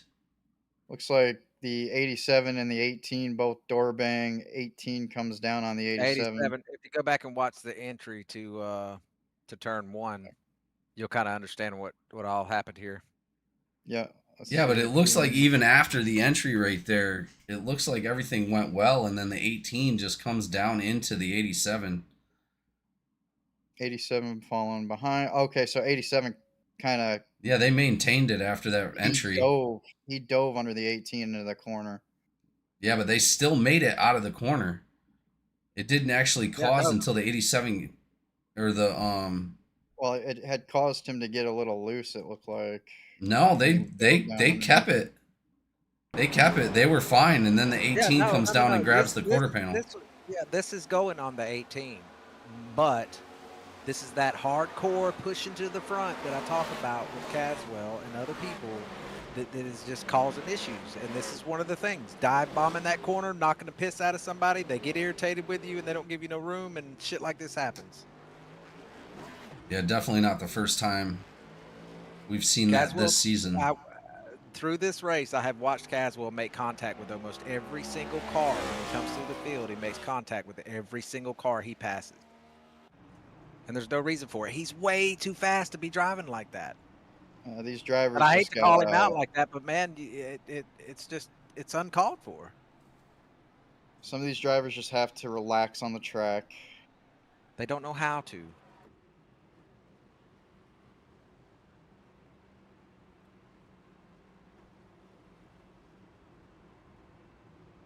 Well, that is going to lead into our 8th memorial caution of the night.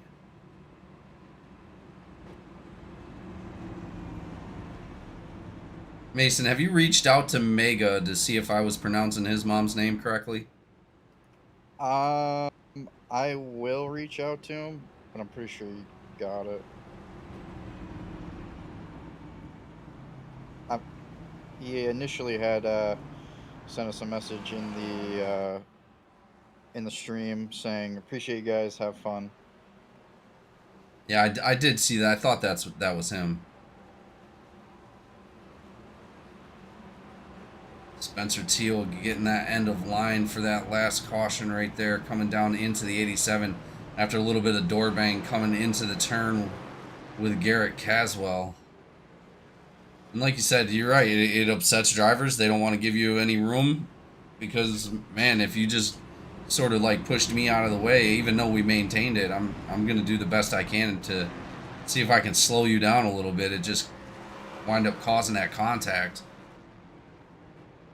Yeah, it's just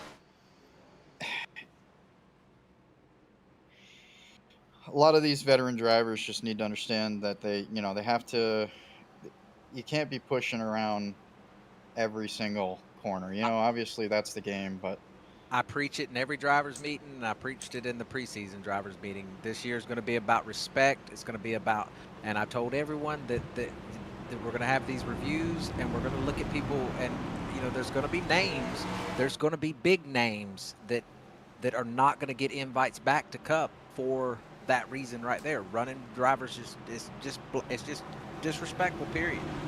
Like, there's no reason why one of the fastest guys on track should make contact with every driver he passes.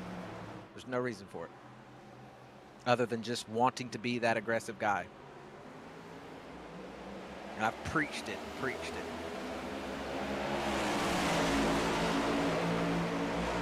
Like I said, I hate to call him out and be, I'm not trying to talk, smack about Caswell. Like, I like him. I do, really, I do. But I just want him to calm down just a hair. no, it's understandable. That's all it takes, is to just calm down just a hair, and he'd be phenomenal. It's I just had it and now I messed it up. Sound like Beautiful start by these guys right here. Raymond Hanneman taking the lead It's seriously. It's Burgos. Burgos. I've been saying Burgos, haven't I?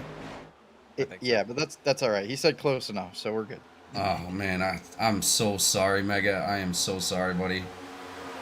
I had initially told him, if, we may have problems announcing the names, and we apologize for that. So, but we do have the correct one now. So.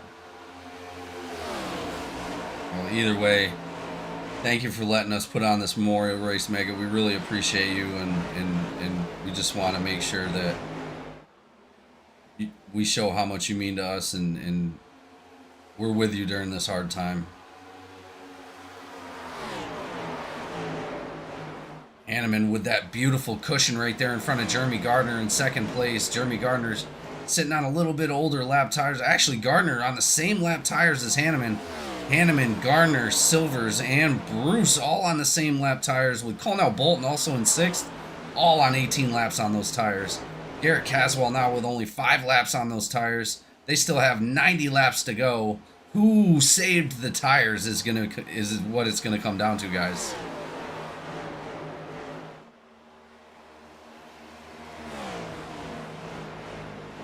Yeah, no, it absolutely is.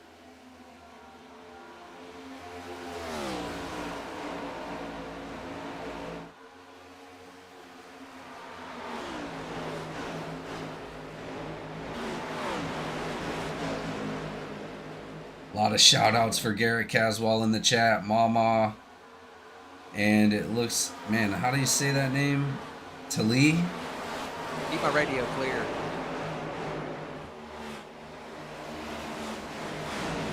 Got some shout outs for Raymond Hanneman as well. What'd I think? Tash also shouting out Hanneman.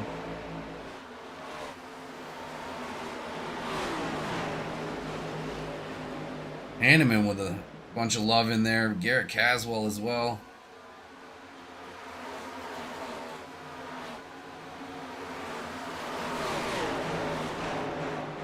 Campbell splitting it 3 wide right there in front of the number 88 of Bolton. Able to make that move and stay in position. Bolton falling back a little bit. He's going to be on the outside of that number 18 of Spencer Teal. Spencer Teal and Bolton side by side coming into those turns. 77 and 18 side by side as well. Oh, Campbell goes off down to the bottom of the track. Beautiful save by GEC veteran William Campbell.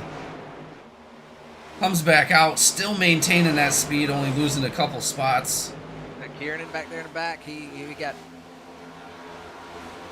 I think he got tapped by Sprouse, and he had a hell of a save.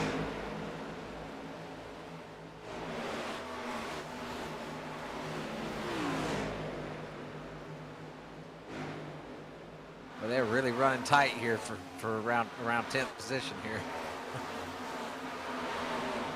Yeah. Wow, nice little pack racing going on right there. Bolton, Bolton, Haynes, Teal, Evans, McCabe, all running beautifully right there. Campbell back up on the track, trying to get back up to where he was.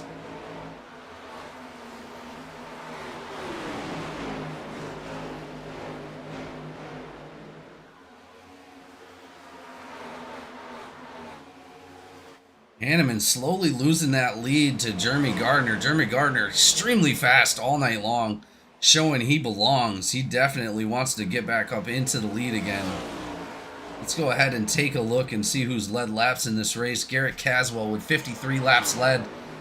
Raymond Hanneman with 25 laps led. Gardner right there in second place with 18 laps. Darren Bruce with 16 laps. Benjamin Archuleta with 15. A. Williams with 3. And Bryce Boyer with 1. Let's take a look at the fastest 5 of the night so far. Darren Bruce with the fastest lap of a 30.05. Jeremy Gardner right behind him with a 30.08. Garrett Caswell with a 30.10. Bryce Boyer in fourth for that is going to be 30.27. And then Raymond Hanneman with a 30.30. Jeremy Gardner now takes the lead from Raymond Hanneman, creating a small cushion for himself already.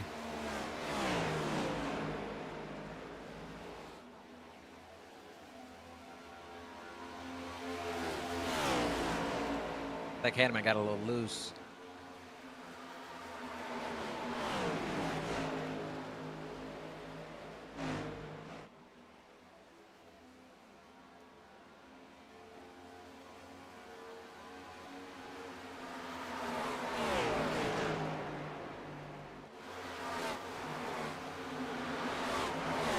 Well, I think this is where we're probably going to see another pretty good green flag run as these cars start to separate. Tires are starting to wear off a little bit.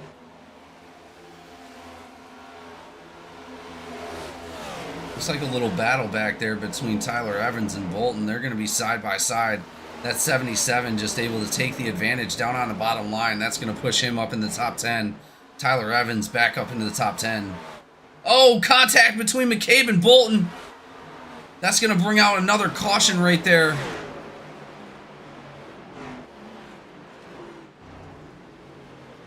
Not sure who that... Oh, Bolton into the That's wall Bolton. hard again. Bolton just got loose on that one. It's hard to correct it on them bushy tires. It's hard to save it. Let's go back and take a look.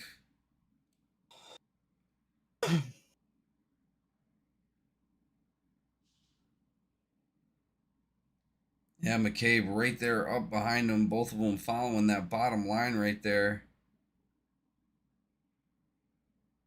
Man, did he really get that sideways? I do see some smoke coming off that car as he wiggles back up in front of McCabe. Yeah, he just got completely sideways right there, unfortunately. Not able to catch it after the spin. But it looked like he tried to correct again and then wound up getting back up into that wall. Oh, man. Not sure what happened there, but that's going to cause the 79 also to get up into the wall. Dakota Osborne hitting that wall really hard, trying to avoid that contact.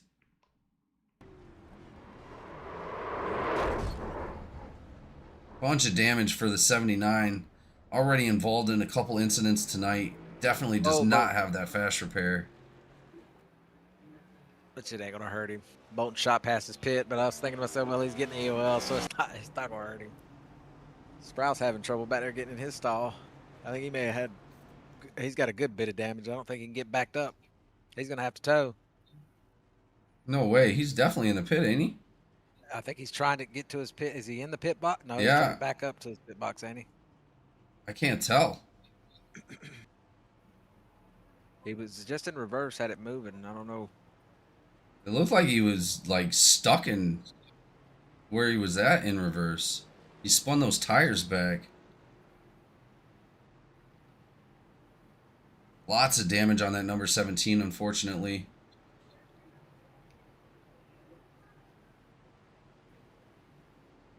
It just looks like to me like he's too far forward there. No, he's definitely in his box.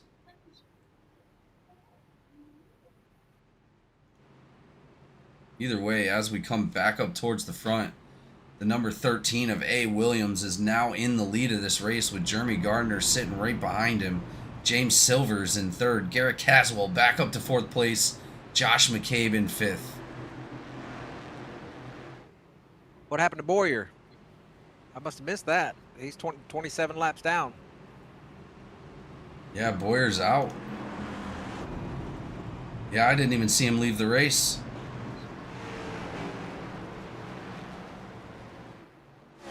Boyer and Harris both no longer in the race.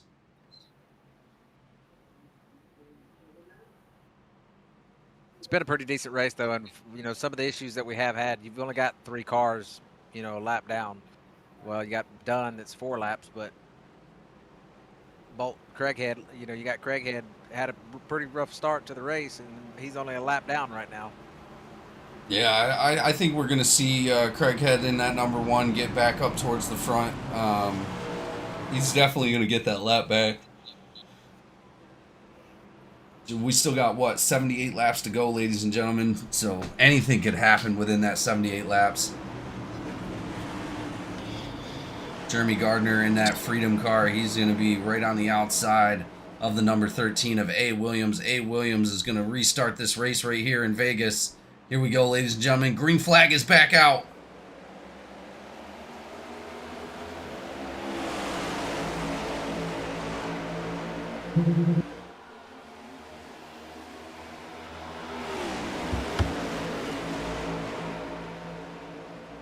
Decent little start by the 13 right there, but that's going to put James Silvers on his inside.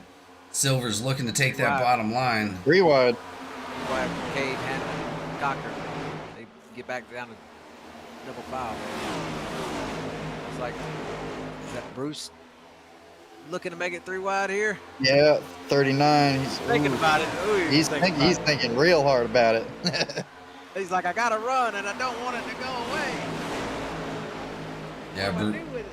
Well, looks like he's going to settle in right there. It looks like, woo, man. Real close to 3 wide with McCabe right there. Shane Cochran right behind him as he drops in front of Raymond Hanneman in that number 85. Hanneman just sort of stuck in the pack at the moment. That is going to be 3 wide with Bruce Cochran. Oh. Wow. Ooh. Hanneman not playing around, 3 wide with the 77 and Darren Bruce. Getting tight. A little bit of contact with that 77. Comes across. There goes Hanneman. Oh my good lord. No, save it. Oh, No, that's it. No.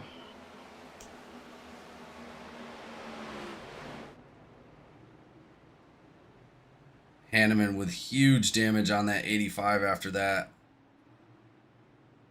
Oh, maybe not.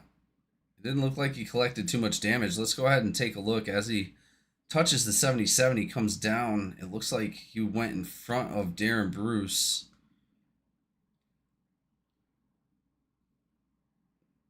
There was no contact with Bruce that I can see. 3 wide. I don't know. Hold on. I didn't see any contact with Darren Bruce. Let me try to rotate the camera here. That is going to put him right up back into the front of Jordan Marion. Marion collecting some damage right there as he hits the side of that GTCR number 85.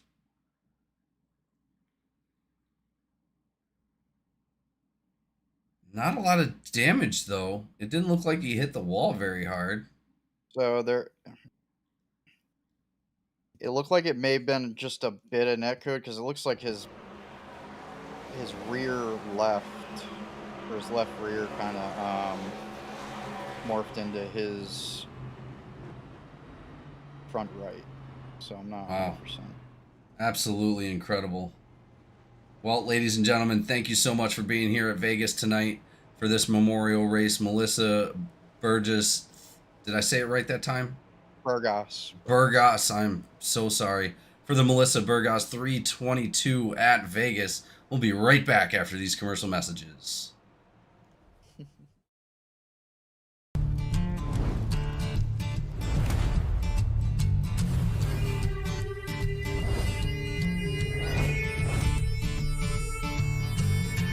Sun's going down and the rig is on. iRacing is where I belong. Discord's lit and the drivers are here. This is GEC, there's no room for fear.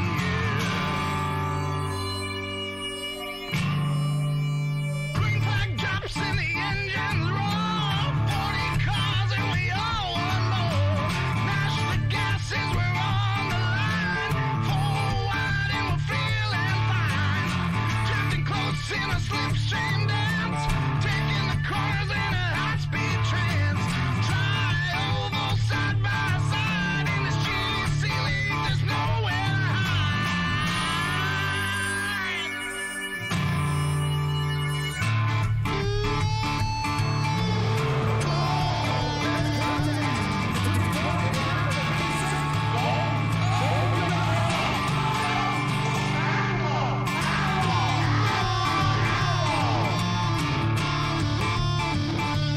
White flag need a perfect lap. All gas, no brakes to close that gap.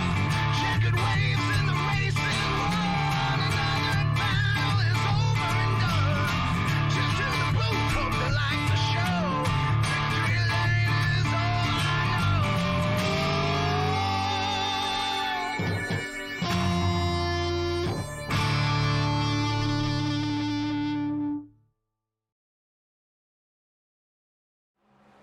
All right, ladies and gentlemen, we are back out on the track here at Vegas for the restart after that 10th Memorial Caution. What's up? You all right? You all right there? The Cossin? Oh, What you eating? You came back eating again, didn't you? nope. You ain't got a snack. A little I didn't. snack. I did not. I did not. He said he didn't go get it, it was already right now? here. He's like, I can hear it. And He we're said he green. He said he didn't go get it. It was already there. That's right. That's right. Here we go. James Silver's now leading this race. He's off to a beautiful start. That's a beautiful, beautiful sight to see right there too. It's a shame that I couldn't do it, but I enjoy Oh, seeing huge the fourth contact part. with McCabe out back. Oh. That's going to be Josh McCabe. A lot of damage on that 36 McCabe machine right there. Kay Dunn, Spencer Teal, Dusty Haynes all collected into that one.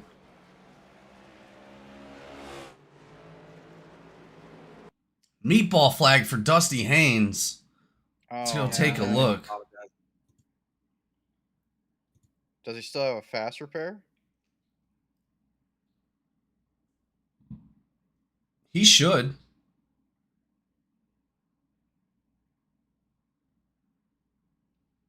Looks like initial contact that happening was between the 36 and be- something here. And That was probably T. the Evans. 77. Yeah, 77 drove right through, Yeah, Yep. got him on the basically. right rear quarter panel back there, and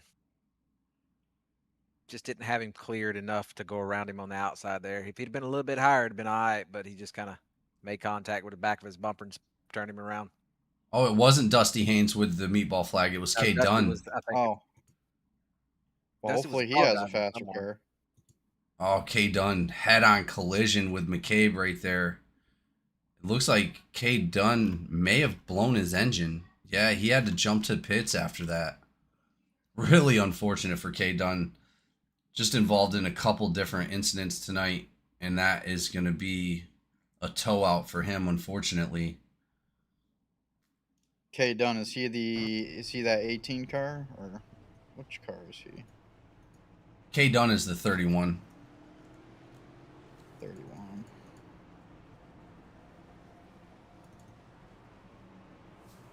Well, it looks like McCabe definitely at least had a fast repair. I'm not sure about the rest of them.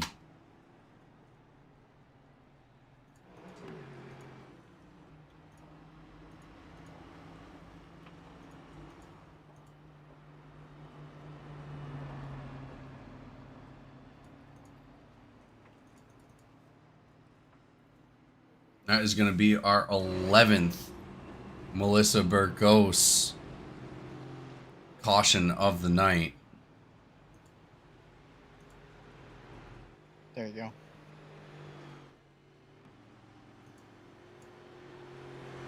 I hate how terrible I am with names, man. It just, it's all right. We all have that same problem. Especially when we never heard it before. So I'm especially bad with names. I was looking at that K Dunn's perspective there. It looks like he just checked up super hard, seeing all that crashing in front of him, all the wrecking, and put it into the wall. That unfortunately causes damage there.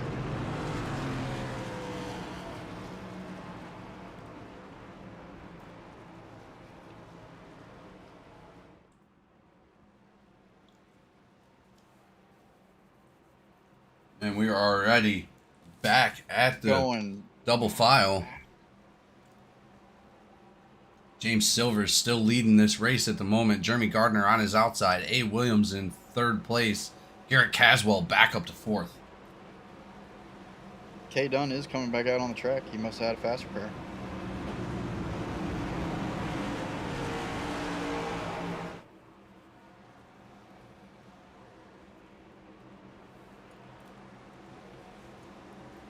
I'm not sure what for, but it looks like Sprouse with a black flag still spinning those tires. I don't know. I don't think he can get out of the pits, guys. Yeah, the tires spinning, I've realized, is probably a visual. He might actually even be out of the car. He may have too much damage. Does he have a lot of damage on the car? Yeah. Maybe too much damage could continue. Because it will do that when you park them and get out of them. It'll sit there, and I've noticed that too. It'll just spin, yeah. Yeah. I was thinking, what the hell's going on? The first time I seen it was like. Actually, that's what happened to Campbell one time, or Campbell. God. Oh God! The name just, I read the name the way it looks, man. But yeah, that happened to him once.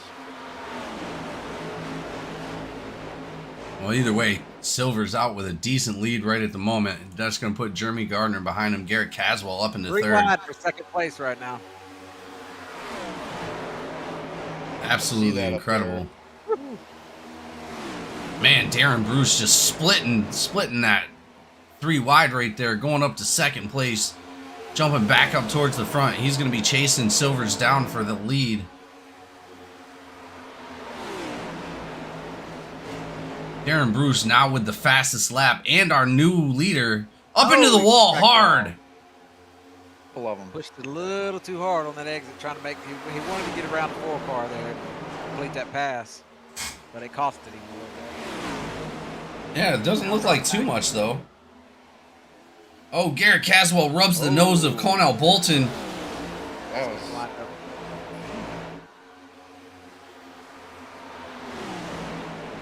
I'm sure Bolton not too happy with that. Whoa. Contact. We got him going around. Oh, what? Wow. What? Yo. That was an incredible recovery. Real hard there. He made it after the race. That is an incredible recovery by Darren Bruce right there. Hell of a driver, Darren Bruce, able to recover from that last contact, getting sideways almost in front of the whole pack. I'm gonna go back and look at that for a minute. Little bit of chatter. What was that, Barrow? That aggressive driving I talk about. Yeah, I'm looking at it here. Yeah. Ooh, that was close.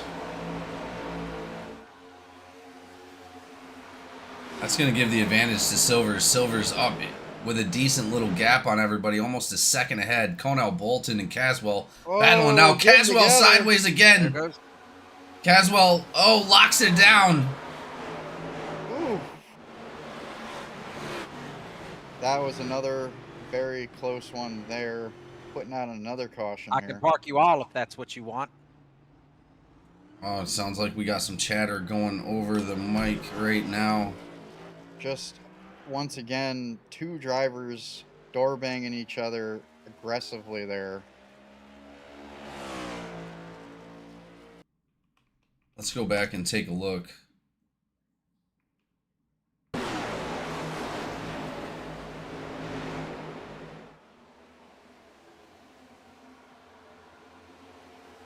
Cornell Bolton 87 getting together right there. It looks like they were touching doors before that it even happened. Let's go back a little bit more and see what was going on before that. 'Cause they were definitely battling pretty hard for that spot right there. I do have to say a good job by guys keeping it low, at least trying to keep it low line there, locking them up real tight. So. Touch a little bit coming out of that corner. It's like Bolton up a little bit, causing the contact between the number 87. 87, beautiful job by locking that car down, not getting them back up onto the top of the track. Nice awareness by Garrett Caswell.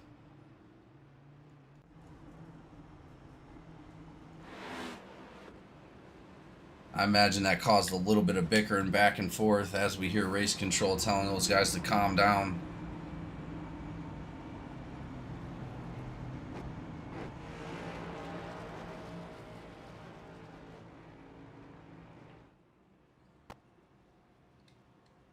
Unfortunately, cannot hear the in-game race chat as of this time around, as I did not make it in time, so I'm just spectator.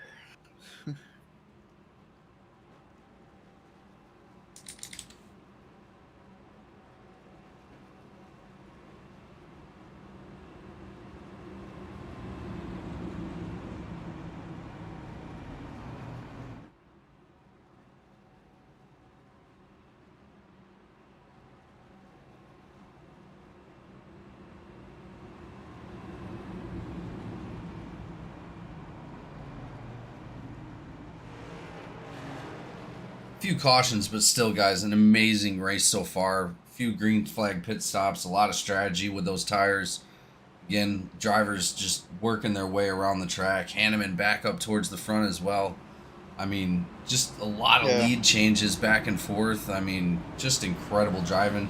There's been some amazing saves so far, as we've seen from Darren Bruce. Darren Bruce making one of the most amazing saves all night long. It's definitely been a good race, and the cautions, yeah, very low on the lower end of things. Some that could have been avoided with some due caution, but you know, it's racing. It happens. Well, let's take a look at some of the season standings right now. At the top of the season standings, Garrett Caswell is up front. Going into the third race here, Jeremy Gardner only 10 points back. Cody Anderson only 11 points back. Keith Dunn, 12 points. In fifth place, Tyler Evans, tied with Albert Williams. Raymond Hanneman tied. Tyler Evans, Williams, and Hanneman all tied for fifth place. Shane Cochran, 8th. Jason McCabe in 9th. And Randy Sprouse also tied with 9th. That's going to lead out our top 10 right there for as far as the season standings go. Pace car coming off the track, coming to the green. Here we go. Battle between Bolton and Silvers on this restart right here. Green flag is out as they come across the finish line. Silvers being pushed by the number 57 of Gardner. Gardner looking to get that front spot back. He's not going to be pushing Silvers for long. He's going to be trying to get around him. That's followed up by Cody Anderson in the top 3 for the first time tonight. Bolton up into the wall. Right in front of Garrett Caswell. Or I'm sorry, Raymond Hanneman.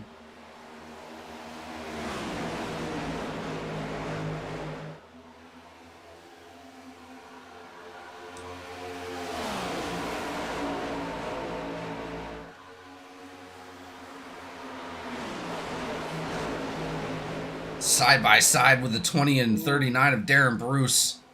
Darren Bruce now moving his way up to third. Tight racing going on around 10th spot again. I don't know what it is with 10. Oh, there it is. No, he recovers. Oh, no way. Absolutely amazing recovery coming out of that. Looked like, who was that? One. Was that? Oh, it was Craighead. Craighead. Yeah. Just got real tight there, and they got loose underneath him, and then kind of made contact with him there. Incredible recovery. He's going to be sitting in front of Josh McCabe at the moment. I think with the night that Craighead's had, if he gets a decent finish out of this, he's got to be, you got to be happy with that. Yeah, you got to be happy with that. Yeah, exactly. Well, didn't the same thing happen in the first race with him? He like bunch of issues, not able to just work his way throughout the race, and then comes out in a decent finish. I think that happened at Daytona. Yeah, I think so.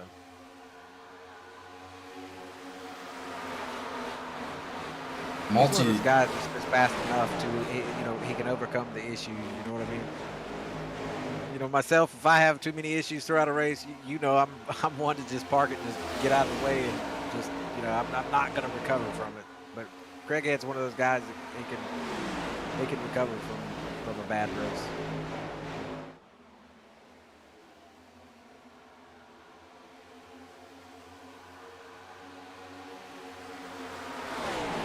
Raymond Hanneman diving down low. He's going to be side by side by Jeremy Gardner. Jeremy Gardner falling back a little bit after Darren Bruce taking that second spot. Darren Bruce looking to take the lead away from Jeremy Silvers.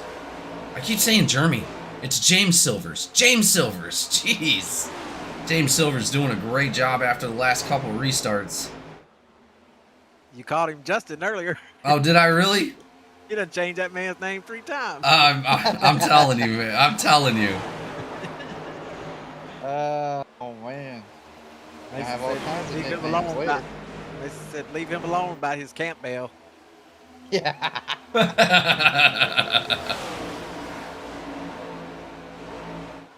Oh, it looks like Darren Bruce and Silvers side by side there for a second. Bruce deciding to take that high line, which we've already seen it get a lot of more speed and momentum coming out of the turns. A little bit of a wiggle out of Darren Bruce as he takes the lead of this race. Darren Bruce, the number 39, is our new leader.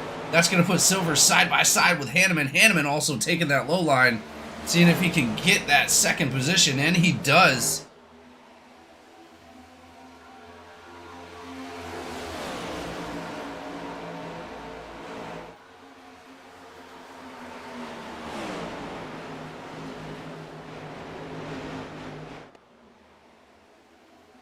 And as much as happened to Hanneman tonight, man, just amazing driving coming out of him, leading some of the most laps of tonight's race other than Garrett Caswell.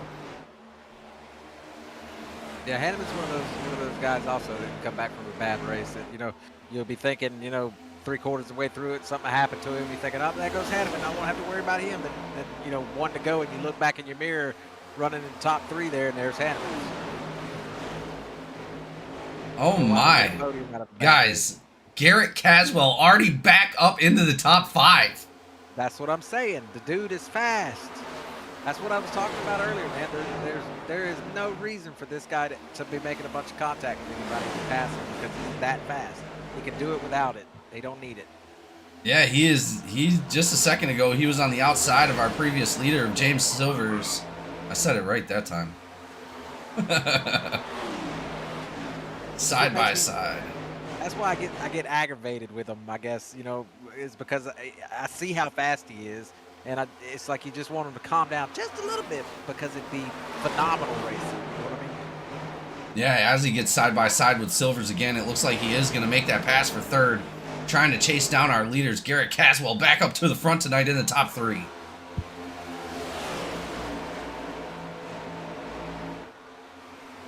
A minute ago. A little angry right now too. He called me down into his chat down there. We had a little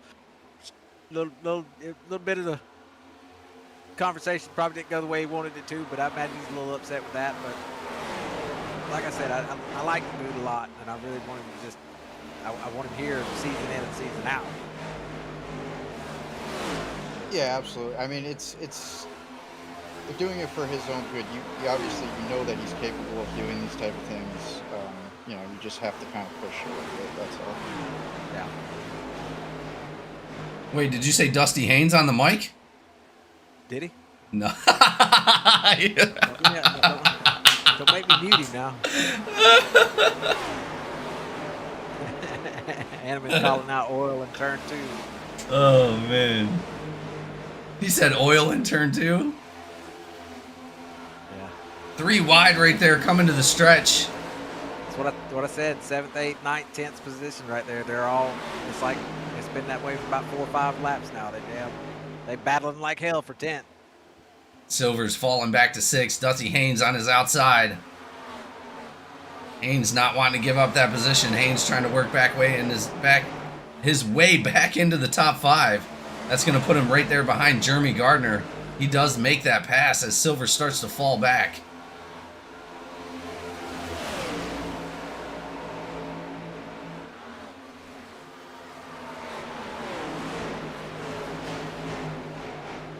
Number 20 of Cody Anderson making his way back up into the top of the running here too.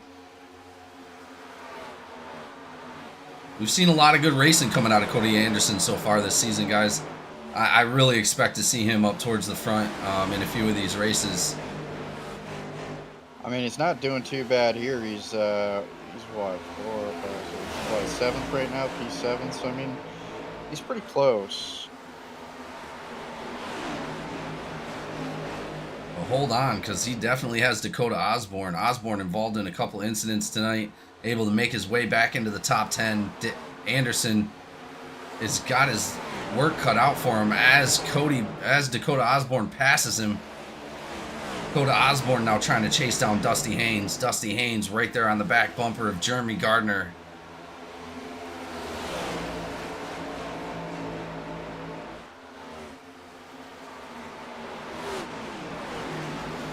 Lee Kiernan breaking the top 10 in that number 27 Blip Motorsports vehicle.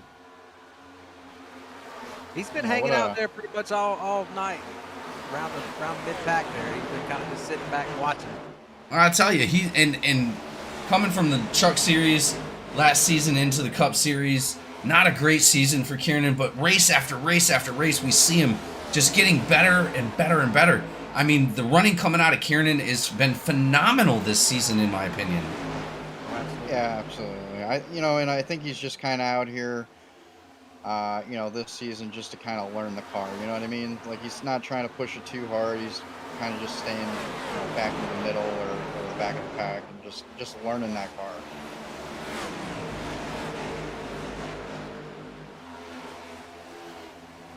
Well, that's going to push Cody Anderson back to 9th, right there in front of Lee Kiernan. Lee Kiernan looking to the inside of Anderson. Not able to get it done right there. Little contact with Anderson coming from Kiernan right there. Anderson able to hold on to it. That's going to put Kiernan on the outside of Campbell right there. He's going to fall back a little bit as we go 3 wide right there with Marion, Campbell, and Anderson. Huge racing going on back here for 10th. I don't know what it is. Yeah, I don't know what the deal 3 is. wide, 27-11, and it's 36. That almost was 4 wide right there. Still 3. Oh. Woo! Oh, Campbell wiggles a little bit. Able to maintain it, getting back in line right there. Campbell right there. To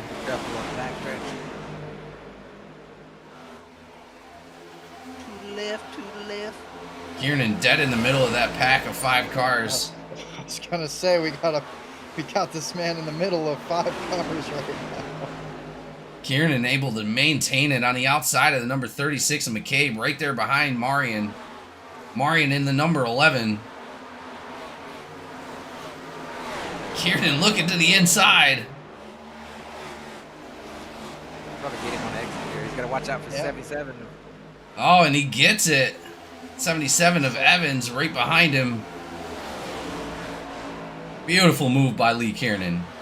Yeah, absolutely. That's great passing.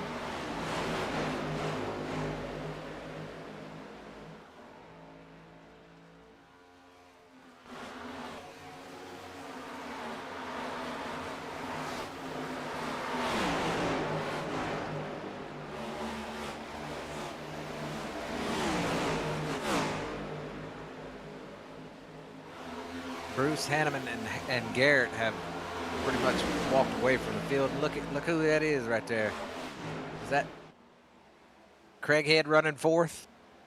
That is Craighead Craighead in the run. middle. I knew it. In four. That'll be an incredible finish by Craighead if he can maintain up into the top 5 for tonight after everything that's happened. I mean, the man got an EOL, a drive-through, got into some contact. I mean, able to recover from that is a phenomenal feat all in itself. Somebody put a cape on that number 1 car.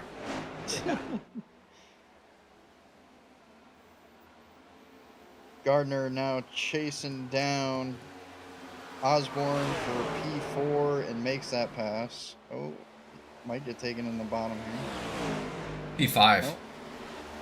Oh, it's P5? Oh, yeah, P5. My bad. Not P4. P5. Yeah, and you're right. I mean, right now the top 3 of Bruce, Hanneman, and Caswell about 3 seconds ahead of the field. A little Bruce. harder to see things on this laptop. No, I bet. Bruce maintaining that lead, man, doing a great job out here tonight. He's been phenomenal all night long, staying up towards the front, even after that contact earlier and that huge save coming out of the number 39. I mean, just doing a phenomenal job of maintaining this lead right now. Got 2 of the fastest drivers on the track behind him. But if I'm not wrong, I believe right now Bruce holds the fastest lap of the track.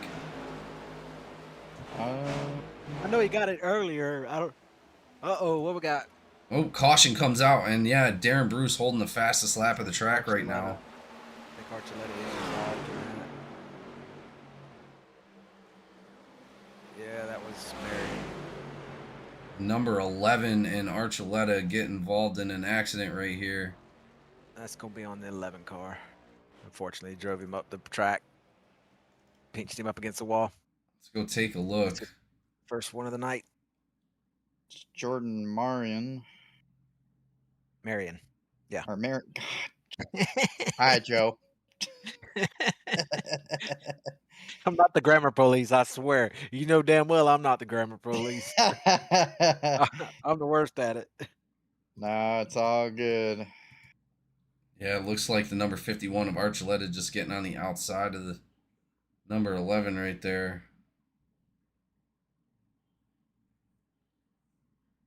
Are you sure? I should know better about that one. I'm gonna go back and take a look at the far chase real quick. Man, I don't know if I could call that on the 11. Is it? Oh, hold on, It let's looks go like back the to 11 maintains. It's already been called on 11, but if you watch it from the blimp view. He drove him all the way up the track. 51 had the outside on him. He drove him all the way up track. 51 hit the wall. 11 kept coming higher. 11 was not yeah. 11 was not clear to come any higher than the 51 car was. Oh yeah, that is true. If he was clear of him, then he never would have had the contact to begin with. So that's Yeah, why good call. Oh man, who was that he just barely missed? I don't know. The who that 88 was. of Colonel Bolton. Holy crap! That's why I Bolton said, ooh. with a close call right there. That's one of those short changing calls right there. Holy moly! Wow, yeah, I just seen it. That's That was gonna a close one. put the 11 of Marion in the pits. Bolton's going to be pulling race seat out of his butt for the next 2-3 weeks. Yeah, that's a tight clinch. Look who's up there in P1 right now. Darren Bruce. Dunn should get a wave around his teammate here. Yeah, it looks like he's definitely going to get that wave around. Yeah. Darren Bruce up in P1 again. Let's check out some of the biggest movers of the night. Cameron Craighead up 21 spots from where he started, sitting in 3rd place. Tyler Evans up 13 spots in 10th. Dusty Haynes up 11 spots in 9th. Dakota Osborne 11 spots in 5th. And then Lee Kiernan up 11 spots in 7th. I gotta Yeah, just just call the this engine. out. Look at the lineup of the 4 cars we have in the front right now. Yeah. I know that is a wild lineup. That That's a is, fight. That's a feisty bunch there. yeah, yeah. You're not wrong. Man, only 32 laps to go, ladies and gentlemen, until the end of this race here at Las Vegas for the Melissa Burgos 322. Did I said it again? Dang it, man. Burgos. Burgos. There you go.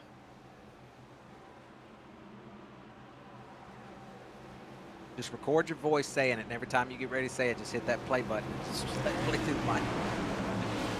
You'll never get it wrong. And we're coming to green. Man, they are tight on that restart right there for that top. Oh man, they're super those front tight. people. Hanneman falls a little bit back. Craighead moving up to take charge. As he moves up in front of Hanneman, tight move right there coming out of Cram and Craighead. Darren Bruce with a decent start, but Craighead looking to take the... Oh! Little wiggle out of Darren Bruce right there. That's going to lose some speed, giving Craighead the advantage to get on the inside. Craighead down low, taking the lead for the first time tonight. Comes up 21 spots, EOLs, multiple laps down, and is now leading the race. That includes the drive-through. Absolutely insane. EOL, drive-through, multiple laps down because of accidents also, and chops it all away. Oh, he's getting no, loose. No way. He's good, he's good. He saved it. He recovered, but whew. That is Definitely gonna... lost some spots there on the slowdown.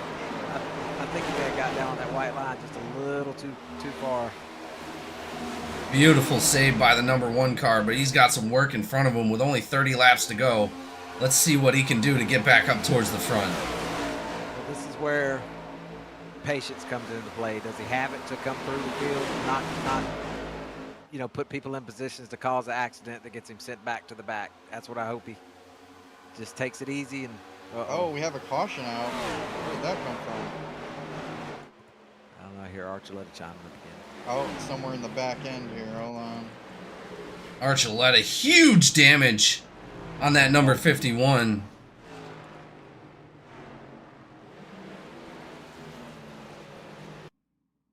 Oh no, Bolton loses it on his own.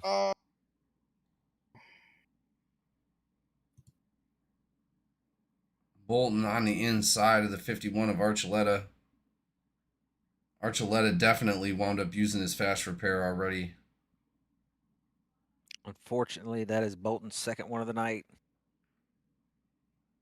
That is going to be a drive-through for the number 88. That is going to hurt him hurt him bad here at the end of the race like that. Oh, back up in front Yeah, of Archuleta. Archuleta into the wall real hard.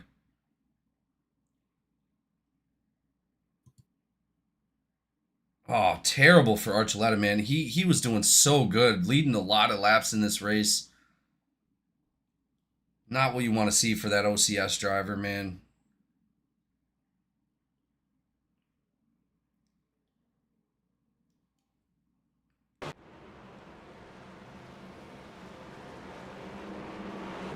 Archuleta jumping to the pits. He's probably going to be out.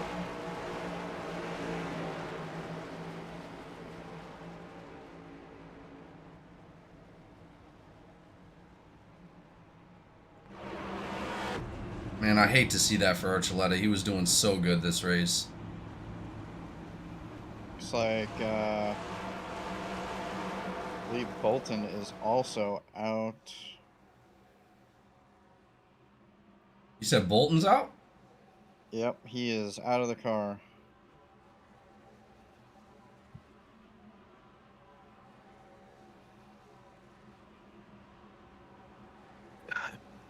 Yeah, Bolton is too much damage. He cannot continue.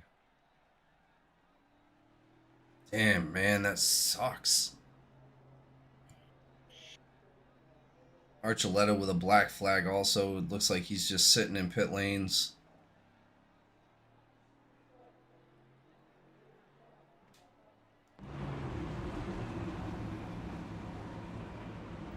You know, you got Caswell and Hanneman right there with each other, and then you got Bruce sitting out there all by himself. He's in a tight spot. Yeah, it's I can say that is a predicament I would not want to be in.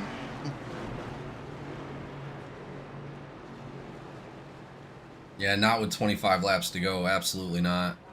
Now, the question is, if you had it, were you coming down? Right there where you're at, perfect. Your nose is right there on his door. You creeped up a little bit now, but your nose right there is right on his door, and that's fine. The question is, Barrow, Mason, would you guys have came in to get fresh tires if you had them on that last caution? With only 25 to go.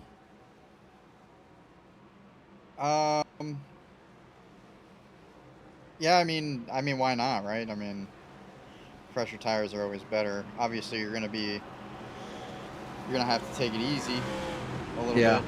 But I would have stopped and took the whole service because you got 20 lap. No, you got 30 laps to go. What, 30? No, 26.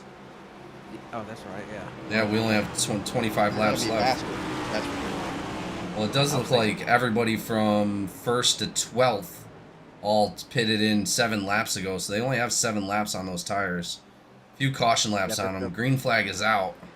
They should be able to run to the end. They should have enough fuel to make it to the very end of the race. It'd have been a hard decision to make if you had those fresh tires.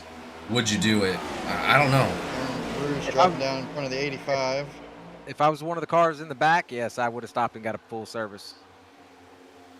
It just means I would be on fresher tires than the leaders, because I mean, if the leaders haven't pitted yet, I don't see them wanting to pit for, they could have pitted then and made it to the end. If they're not on a fuel strat right now that takes them to the end, they would have been on it right there. That's. And another caution going out. Yep. Oh, Craig had involved. Craig had jump into the pits. Yep. Oh man, unfortunately, Craig had just coming back up onto the track, like from the bottom of the apron there. Yeah, but what caused the caution? It was him coming back up and just absolutely slamming the 4 car.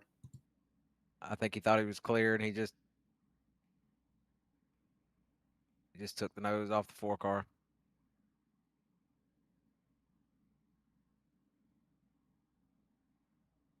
That unfortunately might be Craighead's race. It is. I think he knows it though. He went to the pits. Oh, the 4 also. Silver's taking huge damage on that. The 57 involved. The 20 involved. 57 goes around it again. Also, Campbell involved. Man. That is on the 1 car. That is your 3rd for the night.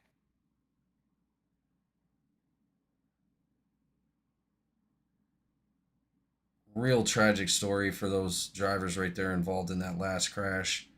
None of them deserve that. Jeremy Gardner and Cody Anderson both getting meatball flags.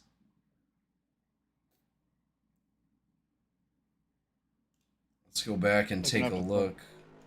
Front of the pack here. It looks like we have Kiernan still up in P8. Oh, Gardner having a fast repair.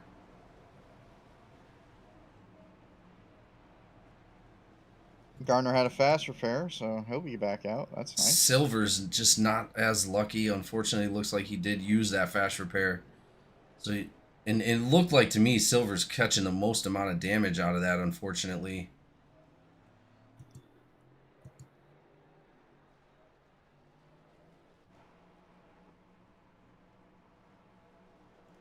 Wait. Silver's not showing a meatball flag, though. Is he going to get back out? Doesn't look like he's moving. I don't know.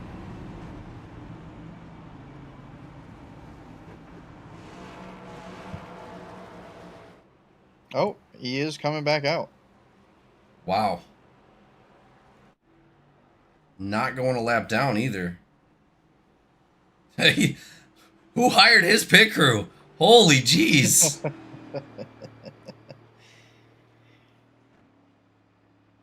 Awesome to see the number 4 coming back out onto the track after that last accident, ladies and gentlemen. Beautifully done by the number 4.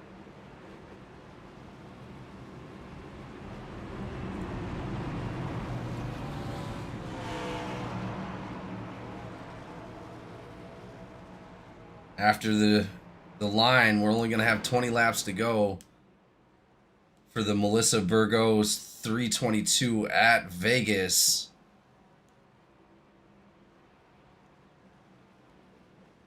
Pace car lights are off, coming around for the final time for the green flag.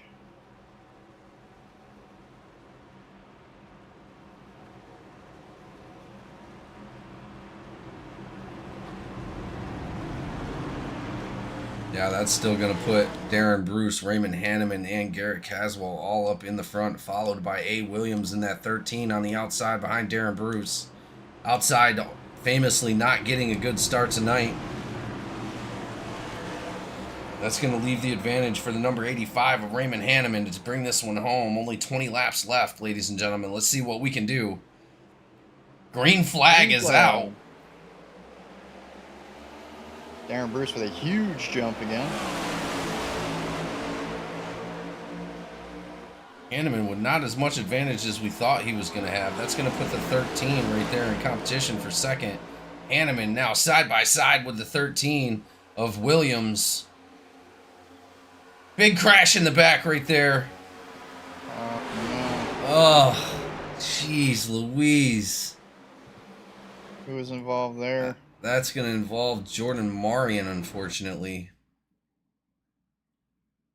Not sure. I think he may have drifted up a little bit. Yeah, Marion. It looks like Marion came up a bit there.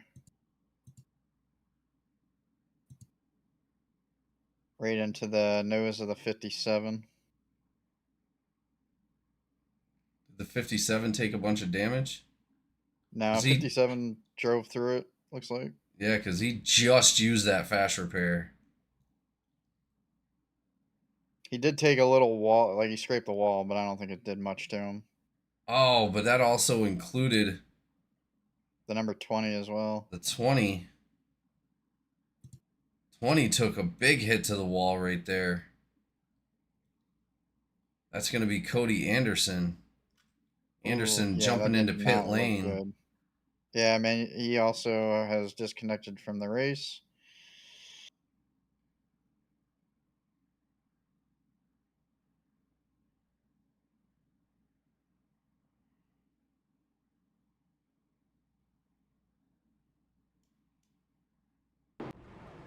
It's not what you want to see towards the end of this race. We really wanted to see the whole end of this race go green flag. Number 11 coming down to get some damage repaired.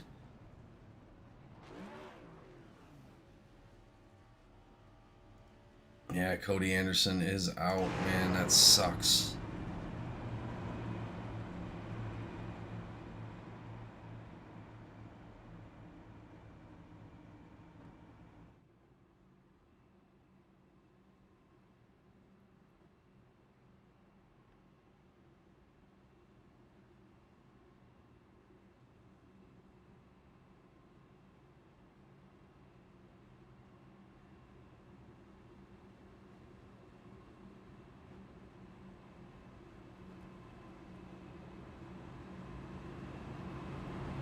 And I was expecting to see a lot more green flag racing tonight, honestly.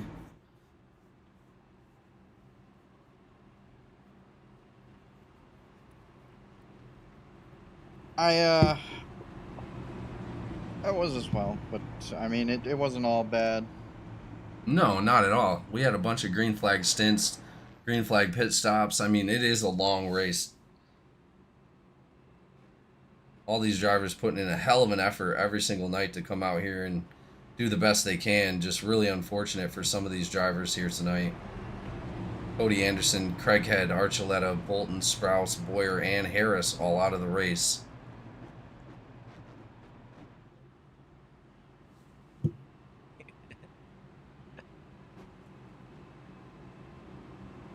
What you giggling about?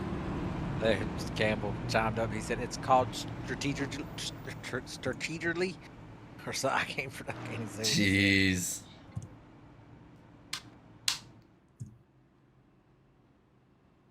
Well, in coming with only 16 laps to go after the green flag hits, guys, how much aggression do you think we're actually going to see? Do you think we're going to go all the way? I don't think so. I think we're getting. I aggressive. don't Everything's think so. backed up. Mm. Cautions are breeding cautions. Unfortunately. I unfortunately think this will probably end up finishing under a yellow flag again tonight. I would like it not to, but Well, with the amount of aggressive driving we have up front and some of the stuff we got going on in the back, I'm not sure. I got high hopes. I still have hope for these guys. I know that they're good drivers. We just got to keep it calm, cool, and collected coming to the end. Battle between Raymond Hanneman and Darren Bruce once again. Here we go. A little bit more of an even start right there. Hanneman staying on the outside of Darren Bruce. Number 13 making his name known. He's going to be right there on the outside of Dusty Haynes. Garrett Caswell able to take third. Oh, bumping. Oh, got a huge bump. Oh, no. 85. Oh my goodness! Come on, man. It's just that aggressive door banging, man. It's gotten him every time. Every time. Man, you've got to be kidding me. Coming out of the leaders.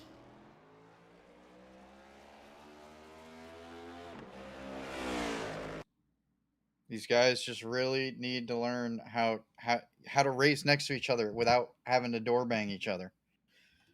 It's good. It's not good for anybody. Looked like a little bit of contact between the 39 and Hanneman. Hanneman getting a little loose right there, but it looks like he was able to recover it.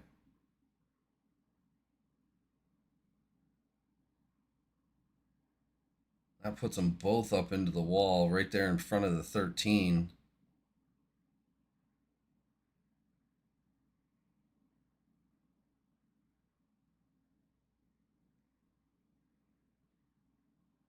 Oh, almost right there into Shane Cochran. 85 comes down the track.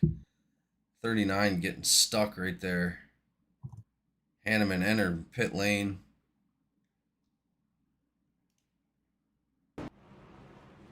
Darren Bruce also entering pit lane. Hanneman with some damage on the front right of that number 85. TJ Bar and Grill. Toyota, man. Figured the leaders would have got away from each other a little bit. That's just hard pushing up towards the front. I don't see. 87 out front in P1. Dusty Haynes behind him in P2.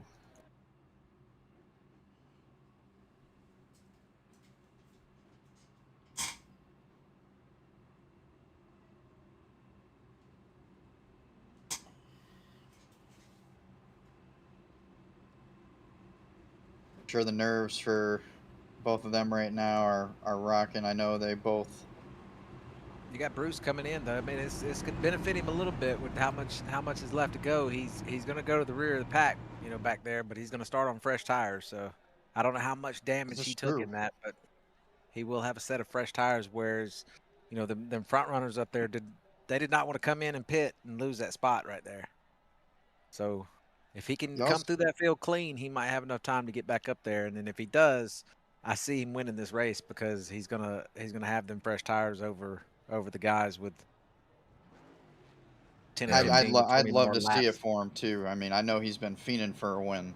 Bruce and Hanneman coming back out on the track. Still a little bit of damage on both cars. Darren Bruce looking like he didn't incur as much damage as Raymond Hanneman. Hanneman front right damage.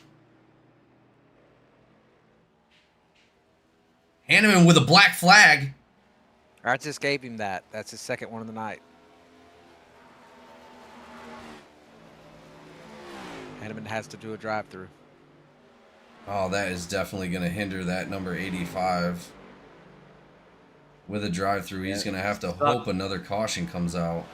It really sucks to go, get it at the end of the race like that. Got that, Marion also with a black flag. Kiernan.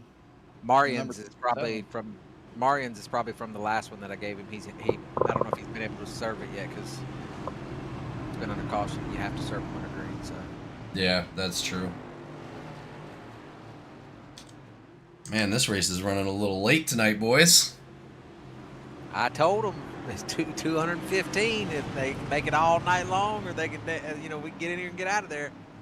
Which they had some really good runs. If they stay off each other's bumpers for just a few laps, it takes one fuel run, and it would be spread out. If they could just calm down for one fuel run. Eric Caswell with a decent jump right there. Dusty Haynes with Lee Kiernan right behind him, doing a good job of hold on to that second spot, the number 13 on the inside of A. Williams. 13 kind of getting into Dusty there just a little bit. 18 flying up the right side here. Hammond Marion's going to shoot in real quick, try to salvage as much as they can. Is that a drive-through for Marion? Yes, they're both serving it now. If it can stay green, they'll get it served.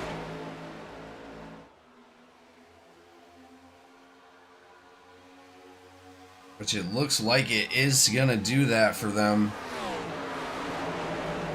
But honestly, the only hope they got to even catch back up, and I hate to say it, is another one, but it doesn't look like that's going to happen. Eric Caswell pulling away. Huge gap. Yeah, he's starting. He's almost a second. He's almost a second ahead right now. As Marion and Hanneman are coming back out on the track. Hanneman out in front of the field. Hanneman not going a lap down, but that is going to put Marion a lap down. He probably, if he could stay up there with Garrett, Garrett may. They got the same pace, so if Garrett may leave him in front, but I don't know. It don't look like it is. Garrett going down on the inside of the number 85. Garrett's going to put him a lap down. Yeah, Hanneman just running slower than normal. Damage that he's got on that front of that GTCR. Yeah, he's kind of staying high out of the way. Hanneman up into the wall a little bit right there. Not the race you wanted to see for him, unfortunately. Number 87 sort of running away with it. 0.7 out in front of Dusty Haynes. Dusty Haynes has got some problems. Spencer Teal for ALR sitting right there in the 18, right behind him. Haynes going to have to maintain if he wants to stay up front.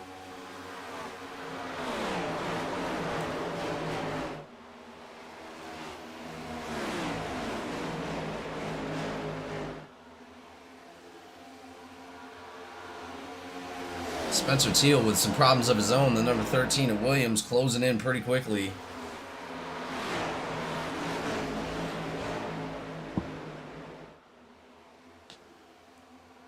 Ooh, a little bit of a wiggle right there coming out of Spencer Teal. Spencer Teal now taking that second spot away from Dusty Haynes. Can he maintain it coming out of this turn? They're going to be side by side. Looks like the battle to pay attention to is going to be that second spot.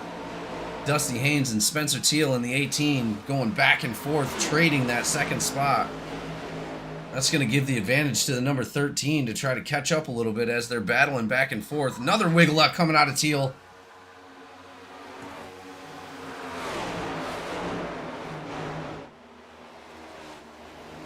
Five to go. Where's Bruce at?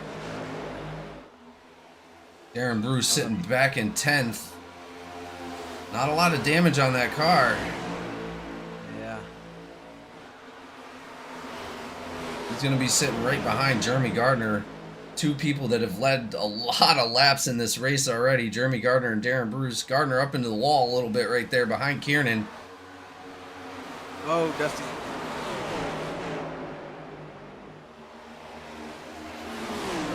Dusty Haynes falling back just a little bit, giving the advantage to Campbell. Cochran on the outside, racing for 3 wide. Campbell, Cochran, Haynes, 3 wide, coming into turns 1 and 2.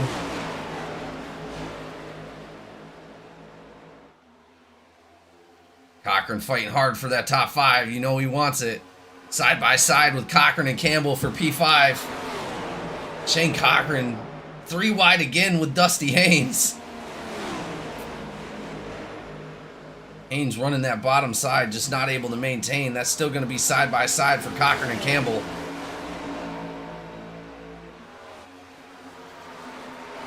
Looks like the new battle is for P5. Campbell just barely edging out Cochran. Cochran up into the wall in front of Dusty Haynes.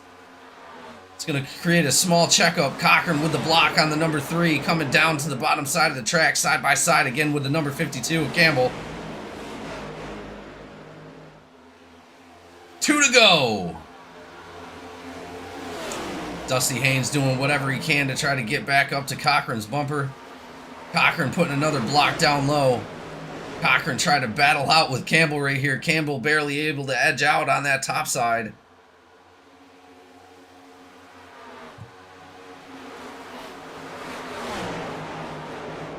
Dusty Haynes now side by side with the number 4 of Silvers.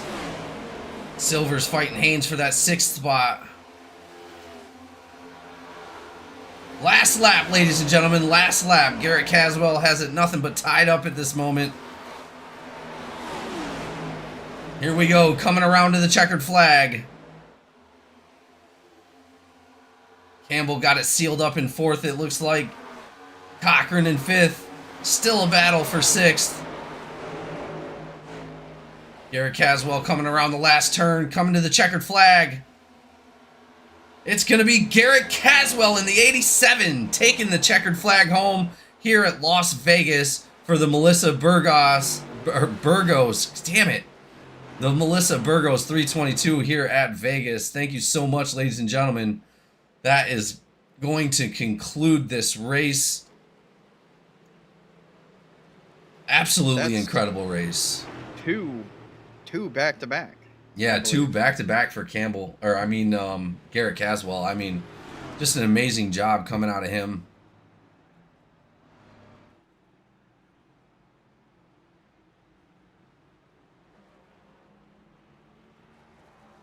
Wow. Great job by Garrett Caswell right there. Taking it home for a long, hard fought race, involved in a couple incidents. That is going to be your podium, ladies and gentlemen.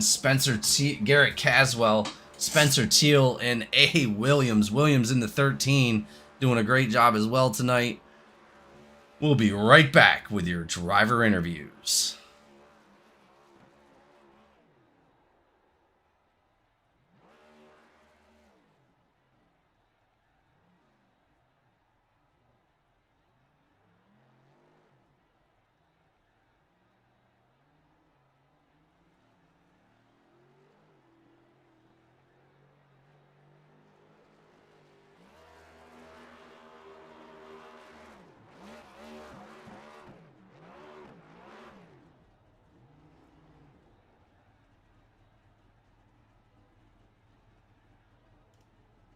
And we are back with your driver interviews after a hard-fought race. Incredibly taken care of by Garrett Caswell, coming home with the checkered flag and that number 87 for Deuce 2 times in a row. Back-to-back winner here at GEC Racing League. Congratulations to all of our podium drivers. Thank you for putting on a hell of a show for the Melissa Burgos 322 at Vegas. Garrett Caswell, we're going to start with you, buddy. Congratulations on your back-to-back win. Go ahead and just take us through your race. Obviously, it was a long race, hard fought. We've seen you involved in a couple incidents, but just take us through it. Well, I love the start and I love the finish. Everything in between's gray area. I knew how to speed, just stayed in it and got it done. Had a hot rod, drove beautifully. Well, as we seen there towards the end, unfortunately, Raymond Hanneman, one of your new teammates, getting involved in an incident with Darren Bruce that took him out of the competition for the lead, sending him back to the field. Hanneman catching that black flag, unfortunately, towards the end right there. Just really wasn't able to maintain speed as you passed him for a lap down, but incredible job by GTCR tonight to maintain that win, and just incredible job by you. I mean, you had a lot of things going on tonight, and making it back and forth throughout the field a couple different times. Just incredible work, man. Congratulations.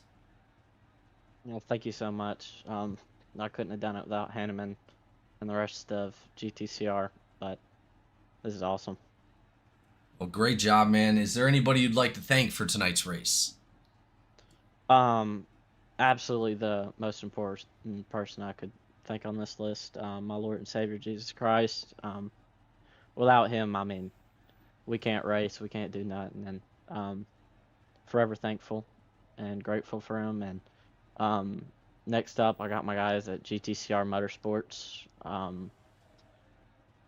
Todd, Justin, Hanneman, all the truck guys, they had some crap luck Tuesday, but I'm couldn't be more proud of them. They've put a great season together so far, and I'm just proud of this whole group that we got together, and I can't wait to see where the future takes this team.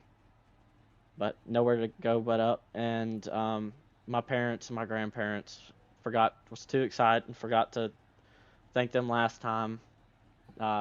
21 Designs, TDL Designs, GTCR Motorsports, T&J Bar and Grill. Shoot, I hope I ain't forgetting anyone. You guys are putting on the broadcast. I hope y'all got my burnout this time. I did. All right. And just everyone who's been along for this journey and has supported us through the highs and lows, and continue to support me and my team, and continue to love us and keep cheering for us. It's been a great season so far. Can't wait to see where it takes us. Well, either way, congratulations, man. Back-to-back wins is definitely a feat to be proud of, and we look forward to seeing you out for the next race. Thank you, man. As we move on to our second place finisher, Spencer Teal, up 15 spots for the night.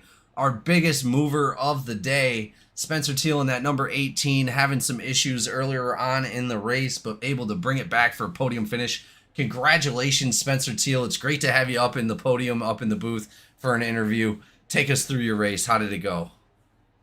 Yeah, it was kind of up and down a lot, I guess, the whole night. Really didn't get a good qualifying, so we kind of obviously started towards the back there. But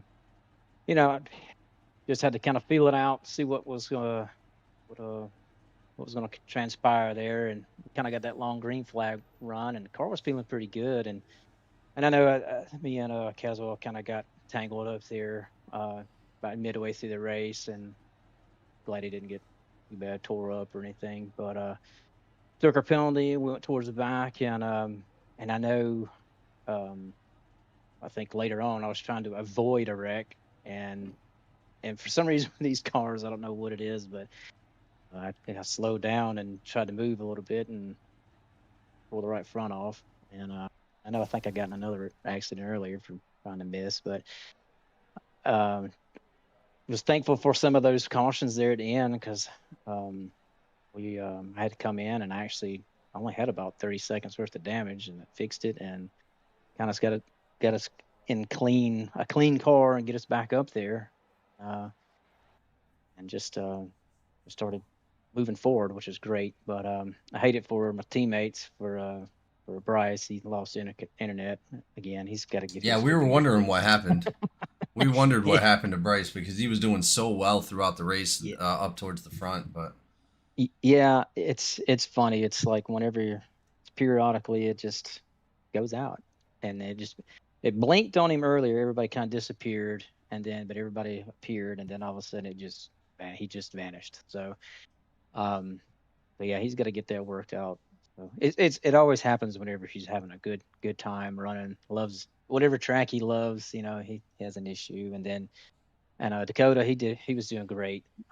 He just think towards the end was having issues with the restarts and everything. So getting the timing and everything, but all in all, he still did a good job.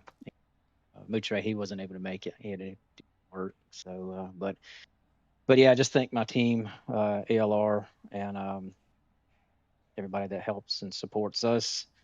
Thank my mom for watching. I know this is a late one for her, but hopefully it was a good race for everybody. So, and obviously, and like my family that's here that let me do this. So I don't get to do it very often, but we're here, and thank you all for putting this on, putting the league on, and doing the broadcast. And uh, we'll see you on the next one, or whenever that one is for me. So Absolutely. Well, and again, it's always a pleasure to have you out on the track, Teal.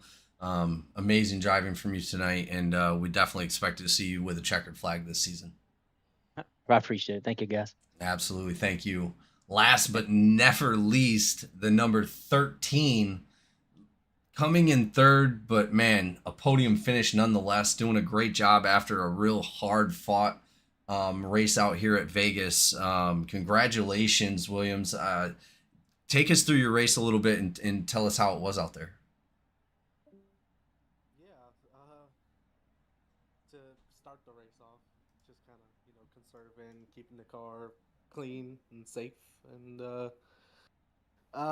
yeah, just kind of working the strategy all the way to the end, trying to figure out when to save, when I wanted some track position, and uh, got pretty lucky with a lot of things, avoiding a lot of wrecks and stuff, and yeah, just found our way near the end. Took two tires on our last uh, pit cycle, and because I wanted that track position, I wanted to be up there and away from any chaos, and it worked out well. And I think we came home probably the cleanest car in the field, no incidents. Wow, really? That's an accomplishment. 16 cautions tonight, man. A little bit more than what we expected, but hell of a race by everybody. A bunch of green flag racing, few green flag pit stops. Just great job, man. Yeah, appreciate you. You know, definitely filling out. Trying to get used to new league and being a rookie here and stuff. Thankfully got out of the super speedways and got to the first real racetrack, and kind of can show like what I can do. And this race is not my best. I don't have a very good short run pace around this track, but long run, was very, very good for me. Well, you looked really good out there. We tuned in with you a couple times, and just an amazing race coming out of you. No incident points, like you said. That's a hell of a feat to perform out here, especially how hard these guys were racing. Congratulations, man! Absolutely, we expect to see a good series out of you for this season. And is there anybody you'd like to thank for tonight's race? Yeah, shout out to my team, CSM and James Silvers. They brought me along. Thought they want me to perform, and this is kind of what they expect. They expect the podiums and top fives and to go for wins. Thanks to our team sponsors, Mount Silver Supply Co, Freedom Warranty, Jake's Junk Solution, and 42 Designs. They allow us to race and come in and race with everybody, and thank y'all for broadcasting and putting on the show. Well, thank you so much for being here. Thank your team for being here. You guys did a really great job tonight. Unfortunately, leading a good chunk of the race, the 57, Jeremy Gardner just falling back to the back, still placing in 11th. Your other teammate doing a great job, James Silvers. I think that was one of his best finishes of the year in 6th place so far. You guys are doing an incredible job. We expect to see you guys absolutely taking home some checkered flags this season. Congratulations, man. Great work. Thank you. I appreciate you. Absolutely. All right, ladies and gentlemen, that will call it here at Vegas for the Melissa Burgos 322 at Vegas. We appreciate all you guys that tuned in and everybody that watched after the race. We will see you next time here at GEC Racing League.